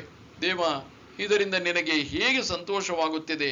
ಅಯ್ಯೋ, ಸತ್ಯ ಶೌರ್ಯದಲ್ಲಿ ಸರಿಗಟ್ಟಲಾರದ ಭೀಷ್ಮ ಪಿತಾಮಹರನ್ನು, ಗುರುಗಳು ಬ್ರಾಹ್ಮಣರು ಆದ ದ್ರೋಣರನ್ನು ನುಂಗಿಬಿಟ್ಟೆಯಲ್ಲ. ಅಯ್ಯಯ್ಯೋ, ಸೂರ್ಯಸುತನಾದ ಮಹಾವೀರ ಕರ್ಣನೂ ಹೋಗಿಬಿಟ್ಟನು. ಈಗ ನಮ್ಮ ಯೋಧರ ಸರದಿ ಬಂದು ಅವರ ಕಸುವು ಉಡುಗಿ ಹೋಯಿತು. ಅಕಟಕಟ ವಿಧಿಯೇ, ಭಗವಂತನ ಅನುಗ್ರಹದಿಂದ ಇದೆಂತಹ ವಿಪರೀತವಾಗಿ ಹೋಯಿತು. ನಾನು ವಿಶ್ವರೂಪದ ದರ್ಶನಕ್ಕಾಗಿ ಪ್ರಾರ್ಥಿಸಿ ಈ ಬಡಪಾಯಿ ಜಗತ್ತಿನ ಸಾವಿಗೆ ಕಾರಣನಾದೆನಲ್ಲ. ಹಿಂದೆ ಶ್ರೀಕೃಷ್ಣನು ಅನೇಕ ಪ್ರಕಾರದಿಂದ ತನ್ನ ವಿಭೂತಿಗಳನ್ನು ತಿಳಿಸಿದ್ದನು. ಅದರಲ್ಲಿ ನಾನು ಸಮಾಧಾನ ತಾಳದೆ ವಿಶ್ವರೂಪವನ್ನು ತೋರೆಂದು ಹಠ ಹಿಡಿದೆ. ಆದರೆ ದೈವದಲ್ಲಿ ಇದ್ದುದು ಕಾಲತ್ರಯದಲ್ಲೂ ತಪ್ಪುವುದಿಲ್ಲ ಮತ್ತು ಬುದ್ಧಿಯೂ ಅದರಂತೆ ಆಗುವುದು. ಜನರು ತಮ್ಮ ಮರಣವನ್ನು ನನ್ನ ತಲೆಗೆ ಕಟ್ಟುವುದು ಹೇಗೆ ತಾನೇ ತಪ್ಪುವುದು? ಹಿಂದೆ ಸಮುದ್ರ ಮಂಥನದ ಸಮಯದಲ್ಲಿ ಅಮೃತವು ಕೈಗೆ ಬಂದರೂ ದೇವತೆಗಳು ತೃಪ್ತರಾಗದೆ ಮಂಥನವನ್ನು ನಿಲ್ಲಿಸದೆ ಹೆಚ್ಚು ಇಚ್ಛೆ ಮಾಡಿದರು. ಕೊನೆಗೆ ಅವರ ಕೈಗೆ ಕಾಲಕೂಟ ವಿಷವೇ ದೊರಕಿತು. ಆದರೆ ಅದೂ ಒಂದು ರೀತಿಯಿಂದ ಕಡಿಮೆಯೇ ಅಲ್ಲದೆ ಅದು ನಿವಾರಿಸುವಂತಹುದು. ಆಗ ಶಂಕರನು ಆ ಸಂಕಟವನ್ನು ದೂರ ಮಾಡಿದನು. ಆದರೆ ಈಗ ಈ ವಿಶ್ವರೂಪದ ಉರಿಯುವ ಗಾಳಿಯನ್ನು ಯಾರು ತಡೆಯಬಲ್ಲರು? ಆಕಾಶದಲ್ಲೆಲ್ಲ ತುಂಬಿಕೊಂಡಿರುವ ವಿಷಯವನ್ನು ಯಾರು ನುಂಗಬಲ್ಲರು? ಮಹಾಕಾಲನೊಡನೆ ಯಾರು ಆಟವಾಡಬಲ್ಲರು? ಇದೆಲ್ಲ ಆಗಬಲ್ಲುದೇ? ಹೀಗೆ ಅರ್ಜುನನು ದುಃಖದಿಂದ ವ್ಯಾಕುಲಗೊಂಡು ಅಂತಃಕರಣದಲ್ಲಿ ಶೋಕಿಸತೊಡಗಿದನು. ವಿಶ್ವರೂಪವನ್ನು ತೋರಿಸುವ ಭಗವಂತನ ಉದ್ದೇಶವನ್ನು ತಿಳಿಯದೆ ಹೋದನು. ನಾನು ಕೊಲ್ಲುವವನು, ಈ ಕೌರವರು ಸಾಯುವವರು ಎಂಬ ಅರ್ಜುನನ ಮೋಹವನ್ನು ಇಲ್ಲವಾಗಿಸಲು ಭಗವಾನ್ ಶ್ರೀಕೃಷ್ಣನು ತನ್ನ ವಿಶ್ವರೂಪವನ್ನು ತೋರಿಸಿದನು.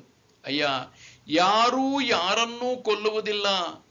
ಈ ಜಗತ್ತಿನಲ್ಲಿ ನಾನೊಬ್ಬನೇ ಎಲ್ಲರ ಸಂಹಾರ ಮಾಡುವವನು ಎಂಬ ತತ್ವವನ್ನು ಈ ವಿಶ್ವರೂಪದ ನಿಮಿತ್ತದಿಂದ ವ್ಯಕ್ತಪಡಿಸಿದನು. ಆದರೆ ಅರ್ಜುನನು ಇದನ್ನು ತಿಳಿಯದೆ ವ್ಯರ್ಥವಾಗಿ ವ್ಯಾಕುಲಗೊಂಡು ಮನಸ್ಸಿನಲ್ಲಿ ಸುಮ್ಮನೆ ಭಯಗೊಂಡನು. ವಕ್ತ್ರಾಣಿ ತೇ ತ್ವರಮಾಣಾ ವಿಶಂತಿ ದಷ್ಟ್ರಾಕರಾಲಾನಿ ಭಯಾನಕಾನಿ ಕೇಚಿದ್ ವಿಲಗ್ನಾ ದಶನಾಂತರೇಷು ಸಂದೃಶ್ಯಂತೆ ಚೂರ್ಣಿತೈರುತ್ತಮಾಂಗೈ. ಎಲ್ಲರೂ ನಿನ್ನ ಕೋರೆದಾಡೆಗಳ ಕಾರಣದಿಂದ ವಿಕರಾಳವಾದ ಭಯಾನಕವಾದ ಮುಖಗಳಲ್ಲಿ ಅತಿ ವೇಗದಿಂದ ಧಾವಿಸುತ್ತಾ ಪ್ರವೇಶ ಮಾಡುತ್ತಿದ್ದಾರೆ. ಮತ್ತು ಕೆಲವರಾದರೂ ಪುಡಿ ಪುಡಿಯಾದ ತಲೆಗಳ ಸಹಿತ ನಿನ್ನ ಹಲ್ಲುಗಳ ನಡುವೆ ಸಿಕ್ಕಿಕೊಂಡವರಾಗಿ ಕಾಣುತ್ತಿದ್ದಾರೆ. ಆಗ ಅರ್ಜುನನು ಪುನಃ ಹೇಳತೊಡಗಿದನು, ಅಯ್ಯೋ, ನೋಡು ನೋಡು, ಆಕಾಶದಲ್ಲಿ ಮೋಡಗಳು ಕಣ್ಮರೆಯಾಗುವಂತೆಯೇ ಕಿರೀಟ ಕವಚಾದಿಗಳೊಂದಿಗೆ ಎರಡೂ ಕಡೆಯ ಸೈನ್ಯಗಳು ನಿನ್ನ ಮುಖದಲ್ಲಿ ಸೇರಿಕೊಂಡವು. ಅಥವಾ ಮಹಾಕಲ್ಪಾಂತ್ಯದಲ್ಲಿ ಯಮನು ಕೋಪಿಸಿಕೊಂಡು 21 ಸ್ವರ್ಗಗಳ ಸಹಿತ ಪಾತಾಳವನ್ನು ನುಂಗಿಬಿಡುವಂತೆ, ಅಥವಾ ದೈವವು ಪ್ರತಿಕೂಲವಾದಾಗ ಸಂಗ್ರಹಿಸುವವರ ಧನವು ಇಟ್ಟಲ್ಲೇ ತಾನಾಗಿಯೇ ನಷ್ಟವಾಗುವಂತೆ ಇಲ್ಲಿ ಸೇರಿದ ಸೈನ್ಯವು ಒಮ್ಮೆಲೆ ನಿನ್ನ ಮುಖದಲ್ಲಿ ಹೊಕ್ಕು ಒಬ್ಬನೂ ಹೊರಬಂದಿಲ್ಲ. ಇದೆಂತಹ ಕರ್ಮದ ಗತಿ ವಿಲಕ್ಷಣವಾಗಿರಬಹುದು. ಒಂಟೆಯ ಬಾಯಿಯಲ್ಲಿ ಅಶೋಕ ವೃಕ್ಷಗಳ ಟೊಂಗೆಗಳು ಮೆಲುಕಾಡಿಸುವಾಗ ಇಲ್ಲವಾಗುವಂತೆ ಈ ಎಲ್ಲ ಲೋಕಗಳು ನಿನ್ನ ಬಾಯೊಳಗೆ ಇಲ್ಲವಾದವು. ಕಿರೀಟಗಳೊಂದಿಗೆ ಶಿರಗಳು ದವಡೆಗಳಲ್ಲಿ ಸಿಕ್ಕಿ ಹಾಕಿಕೊಂಡು ಹಿಟ್ಟು ಹಿಟ್ಟು ಆಗುವಂತೆ ಕಾಣುತ್ತಿವೆ. ಕಿರೀಟಗಳ ರತ್ನಗಳು ಹಲ್ಲುಗಳ ಸಂಧಿಗಳಲ್ಲಿ ಸಿಕ್ಕಿಕೊಂಡು ಅವುಗಳ ಪುಡಿಯು ನಾಲಗೆಯ ತಳದಲ್ಲಿ ಕೂಡಿದೆ. ದವಡೆಗಳ ಅಗ್ರಭಾಗವು ಅಲ್ಪ ಸ್ವಲ್ಪ ರಕ್ತಲೇಪಿತವಾಗಿದೆ. ಈ ವಿಶ್ವರೂಪಿ ಕಾಲನು ಬಲಿಷ್ಠ ಜನರ ಶರೀರಗಳನ್ನು ನುಂಗಿಬಿಟ್ಟಿರುವನು. ಅವರ ದೇಹದ ಅಸ್ಥಿಪಂಜರಗಳನ್ನು ಬೇಕೆಂತಲೇ ಕಾಯ್ದಿಟ್ಟಿರುವನು. ಹಾಗೆಯೇ ಶರೀರದ ಉತ್ತಮಾಂಗ ಶಿರಗಳು ಮಹಾಕಾಲನ ಬಾಯೊಳಗೆ ಸಿಕ್ಕಿ ಹಾಕಿಕೊಂಡರು ಅವನ್ನು ಅವಶ್ಯಕವಾಗಿ ಉಳಿಸಿಕೊಂಡಿರುವನು. ಪುನಃ ಹೇಳುತ್ತಾನೆ, ಇದೆಂತಹ ಅಚ್ಚರಿಯಾಗಿದೆ. ಈ ಜಗತ್ತಿನಲ್ಲಿ ಹುಟ್ಟಿದವರು ಮೃತ್ಯು ಮುಖದಲ್ಲಿ ಬೀಳುವುದಲ್ಲದೆ ಬೇರೆ ದಾರಿಯೇ ಇಲ್ಲ. ಆದ್ದರಿಂದಲೇ ಸಮಸ್ತ ಜಗತ್ತು ಈ ವದನ ರೂಪಿ ಮಡುವಿನಲ್ಲಿ ತಾನಾಗಿಯೇ ಬಂದು ಬಿದ್ದು ಮುಳುಗುತ್ತಿದೆ. ಈ ಸರ್ವ ಸೃಷ್ಟಿಯು ತಾನೇ ತಾನಾಗಿ ಈ ಮುಖದ ದಾರಿ ಹಿಡಿದಿದೆ. ಈ ಪರಮಾತ್ಮನು ಇದ್ದಲ್ಲೇ ಇದ್ದು ಸಮಸ್ತ ಜಗತ್ತನ್ನು ಸಹಜವಾಗಿ ನುಂಗುತ್ತಿದ್ದಾನೆ. ಬ್ರಹ್ಮಾದಿ ದೇವತೆಗಳು ಈ ವಿಶ್ವರೂಪದ ಮೇಲಿನ ಮುಖಗಳತ್ತ ಧಾವಿಸುತ್ತಿದ್ದಾರೆ. ಉಳಿದ ಇತರರು ಕೆಳಗಿನ ಕಡೆಯ ಮುಖಗಳಲ್ಲಿ ನುಗ್ಗುತ್ತಿದ್ದಾರೆ. ಇತರ ಎಲ್ಲ ಪ್ರಾಣಿಗಳು ಹುಟ್ಟಿದಲ್ಲಿಯೇ ಇಲ್ಲವಾಗುತ್ತಿವೆ. ಆದರೆ ಈ ವಿಶ್ವರೂಪದ ಮುಖದಿಂದ ನಿಸ್ಸಂಶಯವಾಗಿ ಯಾರೂ ಕೂಡ ಉಳಿಯುವುದಿಲ್ಲ. ಯಥಾ ನದೀನಾಂ ಬಹವೋ ವೇಗಾಃ ಸಮುದ್ರಮೇವಾಭಿಮುಖಾ ದ್ರವಂತಿ ತಥಾ ತವಾಮಿ ನರಲೋಕವೀರಾಃ ವಿಶಂತಿ ವಕ್ತ್ರಾಣ್ಯಭಿವಿಜ್ವಲಂತಿ. ಹೇಗೆ ನದಿಗಳ ಅನೇಕವಾದ ಜಲ ಪ್ರವಾಹಗಳು ಸ್ವಾಭಾವಿಕವಾಗಿಯೇ ಸಮುದ್ರಕ್ಕೆ ಸಮ್ಮುಖವಾಗಿ ಧಾವಿಸುತ್ತವೆಯೋ, ಅರ್ಥಾತ್ ಸಮುದ್ರದಲ್ಲಿ ಪ್ರವೇಶಿಸುತ್ತವೆಯೋ, ಹಾಗೆಯೇ ಈ ನರಲೋಕದ ಶ್ರೇಷ್ಠ ವೀರರು ಸಹ ಪ್ರಜ್ವಲಿತವಾದ ನಿನ್ನ ಮುಖಗಳಲ್ಲಿ ಪ್ರವೇಶ ಮಾಡುತ್ತಿದ್ದಾರೆ. ಮಹಾನದಿಗಳ ಪ್ರವಾಹಗಳು ಸಹಜವಾಗಿ ಸಮುದ್ರದ ಕಡೆಗೆ ಹರಿಯುವಂತೆ ಸಮಸ್ತ ಜಗತ್ತು 4 ಕಡೆಗಳಿಂದ ನಿನ್ನ ಮುಖಗಳಲ್ಲಿ ಪ್ರವೇಶಿಸುತ್ತದೆ. ಸರ್ವ ಪ್ರಾಣಿಗಳು ಆಯುಷ್ಯರೂಪಿ ಮಾರ್ಗದಲ್ಲಿ ಹಗಲು ರಾತ್ರಿಯ ಮೆಟ್ಟಿಲುಗಳ ಮೂಲಕ ಅವಸರವಾಗಿ ನಿನ್ನ ಮುಖದಲ್ಲಿ ಬೀಳಲು ಹವಣಿಸುತ್ತಿವೆ. ಯಥಾ ಪ್ರದೀಪ್ತಂ ಜ್ವಲನಂ ಪತಂಗಾಃ ವಿಶಂತಿ ನಾಶಾಯ ಸಮೃದ್ಧವೇಗಾಃ ತಥೈವ ನಾಶಾಯ ವಿಶಂತಿ ಲೋಕಾಃ ತವಾಪಿ ವಕ್ತ್ರಾಣಿ ಸಮೃದ್ಧವೇಗಾಃ. ಹೇಗೆ ಪತಂಗಗಳು ಮೋಹವಶವಾಗಿ ನಾಶವಾಗುವುದಕ್ಕೆ ಪ್ರಜ್ವಲಿತವಾದ ಅಗ್ನಿಯಲ್ಲಿ ಅತಿ ವೇಗದಿಂದ ಧಾವಿಸುತ್ತಾ ಪ್ರವೇಶಿಸುತ್ತವೆಯೋ, ಹಾಗೆಯೇ ಈ ಎಲ್ಲಾ ಜನರು ಕೂಡ ತಮ್ಮ ನಾಶಕ್ಕಾಗಿ ನಿನ್ನ ಮುಖಗಳಲ್ಲಿ ಅತಿ ವೇಗದಿಂದ ಧಾವಿಸುತ್ತಾ ಪ್ರವೇಶ ಮಾಡುತ್ತಿದ್ದಾರೆ. ಅಂದರೆ ಉರಿಯುತ್ತಿರುವ ಪರ್ವತದ ಗುಹೆಗಳಲ್ಲಿ ಪತಂಗ ಅಂದರೆ ಬೆಂಕಿ ಹುಳು ಜಿಗಿಯುವಂತೆ ಎಲ್ಲಾ ಲೋಕಗಳು ಬಂದು ನಿನ್ನ ಮುಖದಲ್ಲಿ ಬೀಳುತ್ತಿವೆ. ಆದರೆ ಕಾದ ಕಬ್ಬಿಣದ ಹಂಚಿನ ಮೇಲೆ ಬಿದ್ದ ನೀರು ತತ್ಕ್ಷಣ ಎಂಗಿ ಹೋಗುವಂತೆ ನಿನ್ನ ಮುಖದಲ್ಲಿ ಪ್ರವೇಶಿಸಿದವರೆಲ್ಲರೂ ಹೇಳ ಹೆಸರಿಲ್ಲದಂತೆ ವರೆಸಿ ಹೋದರು.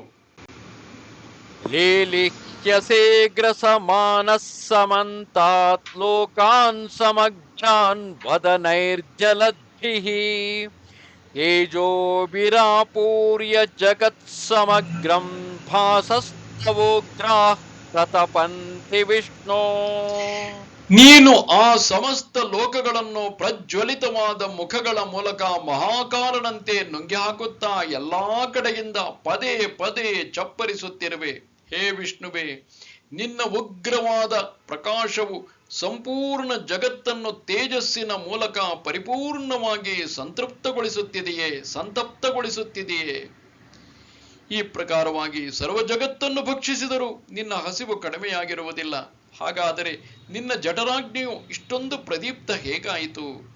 ಜ್ವರವು ವಾಸಿಯಾದವನು ಮೇಲಿಂದ ಮೇಲೆ ತಿನ್ನಬೇಕೆಂದು ಹವಣಿಸುವ ಹಾಗೆ, ಅಥವಾ ಬರಗಾಲಕ್ಕೊಳಗಾದ ಭಿಕ್ಷುಕನಂತೆ ನೀನು ಸಮಸ್ತ ಜಗತ್ತನ್ನು ಲಯ ಮಾಡಿಯೂ ಇನ್ನೂ ನಾಲಿಗೆಯಿಂದ ತುಟಿಗಳನ್ನು ಸವರುತ್ತಿರುವೆ. ಹೀಗೆ ನಿನ್ನ ಮುಖದ ಮುಂದೆ ತಿನ್ನುವ ಯಾವ ಪದಾರ್ಥವೂ ಉಳಿಯಲಿಲ್ಲ. ಹಾಗಾದರೆ ನಿನ್ನ ಹಸಿವೆಯ ಮಹಿಮೆಯನ್ನು ಏನೆಂದು ವರ್ಣಿಸಬೇಕು? ಸಮುದ್ರವನ್ನು ಒಂದೇ ಗುಟುಕು ಮಾಡುವುದು, ಪರ್ವತಗಳನ್ನು ಒಂದೇ ತುತ್ತಾಗಿಸುವುದು, ಬ್ರಹ್ಮಾಂಡವನ್ನೇ ದವಡೆಯ ಕೆಳಗೆ ಹೊಸಕೆ ಇಡುವುದು, ಇದೇನಿದು? ಎಲ್ಲ ದಿಕ್ಕುಗಳನ್ನು ನುಂಗಿ ಬಿಡುವುದು, ಚಂದ್ರನ ಸಹಿತ ನಕ್ಷತ್ರಗಳೆಲ್ಲವನ್ನು ನೆಕ್ಕಿ ಬಿಡುವುದು. ಹೀಗೆ ನಿನ್ನ ಹಸಿವೆಯ ಉತ್ಕಂಠತೆ ಕಂಡು ಬರುತ್ತಿದೆ. ಅನುಭವಿಸಿದಂತೆ ಕಾಮವು ಹೆಚ್ಚುವಂತೆ, ಕಟ್ಟಿಗೆ ಹಾಕಿದಷ್ಟು ಅಗ್ನಿಯು ಹೆಚ್ಚು ಉರಿಯುವಂತೆ ಸಮಸ್ತ ಜಗತ್ತನ್ನು ತಿನ್ನುತ್ತಿದ್ದರೂ ನಿನ್ನ ಮುಖಗಳು ಇನ್ನೂ ತಿನ್ನಲು ಹಾತೊರೆಯುತ್ತಿವೆ. ಕಾಡ್ಗಿಚ್ಚಿನಲ್ಲಿ ಒಂದು ಬೆಳವಲ ಕಾಯಿ ಒಗೆದಂತೆ ಇಷ್ಟೊಂದು ವಿಸ್ತಾರಗೊಂಡ ನಿನ್ನ ಒಂದೇ ಮುಖದಲ್ಲಿ ಈ ತ್ರಿಭುವನವು ನಾಲಿಗೆಯ ತುದಿಯಲ್ಲಿಯೇ ನಿಂತಿದೆ. ನಿನ್ನ ಒಂದೇ ಮುಖದ ಸ್ಥಿತಿ ಹೀಗಾದರೆ ಲೆಕ್ಕವಿಲ್ಲದಷ್ಟು ಮುಖಗಳಿಗೆ ತ್ರಿಭುವನಗಳನ್ನು ಎಲ್ಲಿಂದ ತರುವುದು? ಆದ್ದರಿಂದ ಆಹಾರಕ್ಕಾಗಿ ಅನಂತ ತ್ರಿಭುವನಗಳನ್ನು ನಿರ್ಮಿಸಿರುವೆ. ನಾಲ್ಕೂ ಕಡೆಗಳಲ್ಲಿ ಕಾಡ್ಗಿಚ್ಚು ಉರಿಯುವಾಗ ಸಿಕ್ಕಿ ಹಾಕಿಕೊಂಡ ಜಿಂಕೆಯಂತೆ ಸಮಸ್ತ ಜಗತ್ತು ನಿನ್ನ ಈ ವದನ ರೂಪಿ ಅಗ್ನಿ ಜ್ವಾಲೆಗಳಲ್ಲಿ ಸಿಕ್ಕಿ ಹಾಕಿಕೊಂಡಿದೆ.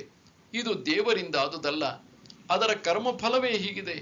ಜಗದ್ರೂಪಿ ಜಲಚರಗಳಿಗೆ ನಿನ್ನ ವದನ ರೂಪವಾದ ಬಲೆಯೇ ಪಸರಿಸಿಕೊಂಡಿದೆ.